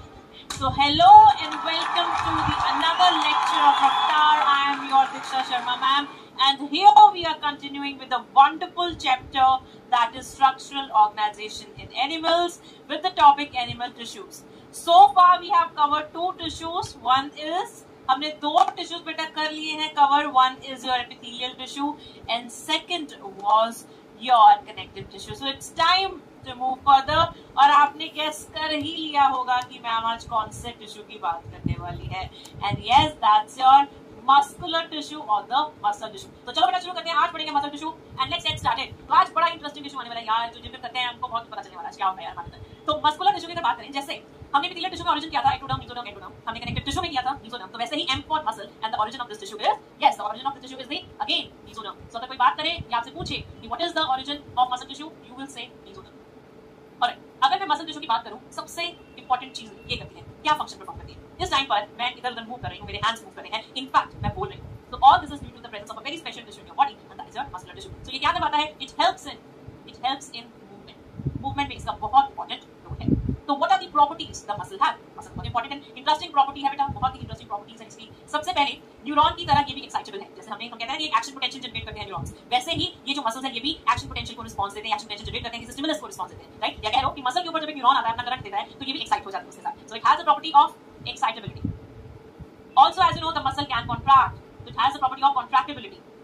तो ये कॉन्ट्रैक्ट भी कर सकती है। यस, आपकी मसल बेटा क्या करती है, कॉन्ट्रैक्ट करती है, रिलैक्स करती है। तो वो कॉन्ट्रैक्ट करती है तो वो शॉर्ट हो जाती है, जब वो रिलैक्स करती है तो वापस अपनी पोजीशन पे आ जाती है, and this is how your muscle helps you to move. So क्या करती है muscle, so muscle during contraction it shortens, और जब मसल रिलैक्स करती है तो वो ओरिजिनल पोजीशन पे आती है, and this is how the muscle contract and relax and it helps you to move. To see, interesting है यार मसल, है ना। तो मसल की जब हम बात कर ही रहे हैं, मसल कहाँ होता है, क्या होता है, कैसे होता है, तो बेटा अगर हम talk about the muscular tissue, your muscular tissue या the cells present in the muscular tissue is of three type. Basically हमने टर्म किया था टिश्यू क्या होता है ना, टिश्यू होता है ग्रुप ऑफ सेल्स, तो ऑब्वियसली इसमें तो सेल्स होंगे ना यार। तो muscular tissue yes it is also made up of what, it is made up of cells. और यहां पर हम सेल्स के लिए टर्म यूज करते हैं जिसे हम कहते हैं muscle fibres, what you call it as muscle fibre. So it is composed of muscle cell और muscle fibre, right. And this muscle fibre, इसके अंदर क्या होता है, इट कंटेन्स फाइबर्स, प्रतिपति फाइबर्स होती हैं जिनको हम मायोफिब्रिल्स कहते हैं। क्या कहते हैं, myofibrils. And these myofibrils contains the contractile protein. इसमें क्या होता है, इट कंटेन्स कॉन्ट्रैक्टाइल प्रोटीन, मतलब अल्टीमेटली बेटा एक प्रोटीन्स होते हैं वो जो कॉन्ट्रैक्शन रिलैक्सेशन करवाते हैं। So it contains the contractile protein, alright. So आपकी जो मसल है, जैसे हमने बात करी थी ना कनेक्टिव टिश्यू में, कनेक्टिव टिश्यू में कौन सा टिश्यू, एरियोलर, हमने बात करी थी ये areolar tissue packs the organs and there I also mention कि वो मसल्स को न्यूरॉन्स को पैक करते हैं। So yes your muscle is also covered by some areolar connective tissue. So this is the muscle is covered by connective, and अब इसको copy में जरूरी, ऑलराइट। तो लेग है बंदे की, ठीक है। तो लेग में जो मसल होती है बेटा ये कौन सी है, आपकी स्केलेटल मसल, राइट। दूसरी जो आपके हार्ट में है, दिल में है, that is your cardiac muscle, and the third one is your smooth muscle. तो इन तीनों मसल को आज हम डिटेल में अच्छे तरीके से पढ़ेंगे और याद भी करेंगे। I suggest all of you to please maintain a very good notes, जो मैं आपको पढ़ा रही हूँ, और हर एक चीज कॉपी में अच्छे से लिखना और उसको बार-बार रिवाइज करना, right. Okay, so let's get started with बेटा your skeletal muscle. So if I talk about the skeletal muscle, इसका और क्या नाम है, इसका और भी नाम है सच्ची में है, सच बता रही हूँ, इसका नाम है स्ट्राइएटेड मसल, राइट, या फिर इसे स्ट्राइप्ड मसल भी कह देते हैं। क्या कहते हैं, striped muscle. Also it is known as voluntary muscle. Okay, अब जब भी किसी का कोई नाम होता है, कोई मतलब होता है, मतलब ऑब्वियसली होना चाहिए यार, ऐसे थोड़ी ना। अगर मैं बात करूं skeletal muscle, why you call it as skeletal muscle, there is a reason and what is that reason, क्योंकि ये मसल ज्यादा स्केलेटल सिस्टम से चिपकी हुई मिलती है। तो क्या हम कह सकते हैं इसकी लोकेशन में कि it is attached to the bones, जैसे आपकी बेटा डोले शोले वाली मसल, बाइसेप्स, ये डोले शोले, तो ये क्या हुई, ये स्केलेटल मसल है। लेग्स में ये है आपकी, राइट, लेग्स में भी यही है। इसके अलावा आपकी स्केलेटल मसल आपकी बॉडी वॉल में भी होती है, जैसे ये बैक मेरी बॉडी वॉल हुई ना बेटा, ये पूरी तो दर्द होती है ना, वैसे ऐसे हम ज्यादा एक्सरसाइज करते तो पोस्चर खराब हो जाता है, तो वहां से याद रखना ये एब्डोमिनल वॉल में भी होता है। Also in the upper part of esophagus also contains skeletal muscle. क्यों upper part esophagus का skeletal muscle का बना है बेटा, क्योंकि आपको खाना निगलना है, खुद निगल देना। तो मतलब अगर मैं बोलूं ये मसल वॉलेंटरी मसल है, मतलब ये हमारे कंट्रोल में है। वॉलेंटरी का मतलब होता है जिसे आप कंट्रोल कर सकें, तो मतलब ये जो esophagus का upper part खाना अपने आप निकल रही हो, तो वहां पे मसल कौन सी होगी, skeletal muscle होगी। अभी मैं बोल रही हूँ अपनी मर्जी से, तो टंग में कौन सी मसल होगी, टंग में भी होगी आपकी skeletal muscle. So these are the various locations of your skeletal muscle. मैंने कहा ये वॉलेंटरी है, क्या रीजन है बेटा इसका, why it's voluntary, because it is under our control. Okay, तो आपको स्केलेटल पता चल गया, आपको वॉलेंटरी का मतलब पता चल गया।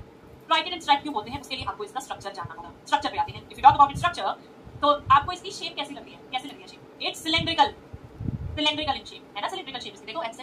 Also it is multi nucleated, मतलब इसमें एक नहीं, एक सेल के अंदर एक नहीं अनेक न्यूक्लियस होंगे, और जो न्यूक्लियस होंगे वो सेंटर में नहीं होंगे, साइडों में होंगे। जैसे मान लो तुम एक कमरे में बैठे हो, उस कमरे के बिल्कुल सेंटर में नॉर्मली न्यूक्लियस होता है, जो यूनिन्यूक्लिएटेड सेल्स है उनमें। इमेजिन करो आपकी छत पे, दीवारों पे, जमीन पर, यहाँ बहुत सारे न्यूक्लियस पड़े हैं, इसे हम कहते हैं पेरिफेरल लोकेशन। क्या कहते हैं, पेरिफेरल लोकेशन। सो मल्टीन्यूक्लिएटेड हम क्या कहेंगे, nucleus present at the periphery, right, sides में प्रेजेंट है, सेंटर में बिल्कुल प्रेजेंट नहीं है। नेक्स्ट, आपको इसमें छोटी-छोटी लाइंस ऐसे डॉट से दिखते हैं, आपको तो डॉट की फॉर्म में दिख रहा होगा, तो इसमें छोटी-छोटी स्ट्राइएशंस होती हैं, तभी हम इसको कहते हैं स्ट्राइएटेड मसल, या उनको स्ट्राइप्स कह देते हैं, राइट। तो ये जो स्ट्राइएशंस और स्ट्राइप्स होती है बेटा, ये कॉन्ट्रैक्टाइल प्रोटीन की बनी होती है, किसकी बनी होती है, कॉन्ट्रैक्टाइल प्रोटीन की। तो क्यों कहते हैं हम इसे striated, because striations are present, right. तो ये स्ट्राइएशंस किसकी बनी होती है, what they are made up of, they are made up of the contractile protein, इसकी वजह से, कॉन्ट्रैक्टाइल प्रोटीन की वजह से। तो striations are due to contractile proteins, also we can say, or thick and thin filament, ये भी हम आगे डिस्कस भी करेंगे। थिक एंड थिन, इसका बहुत सारी भाग रहे होते हैं, मतलब जब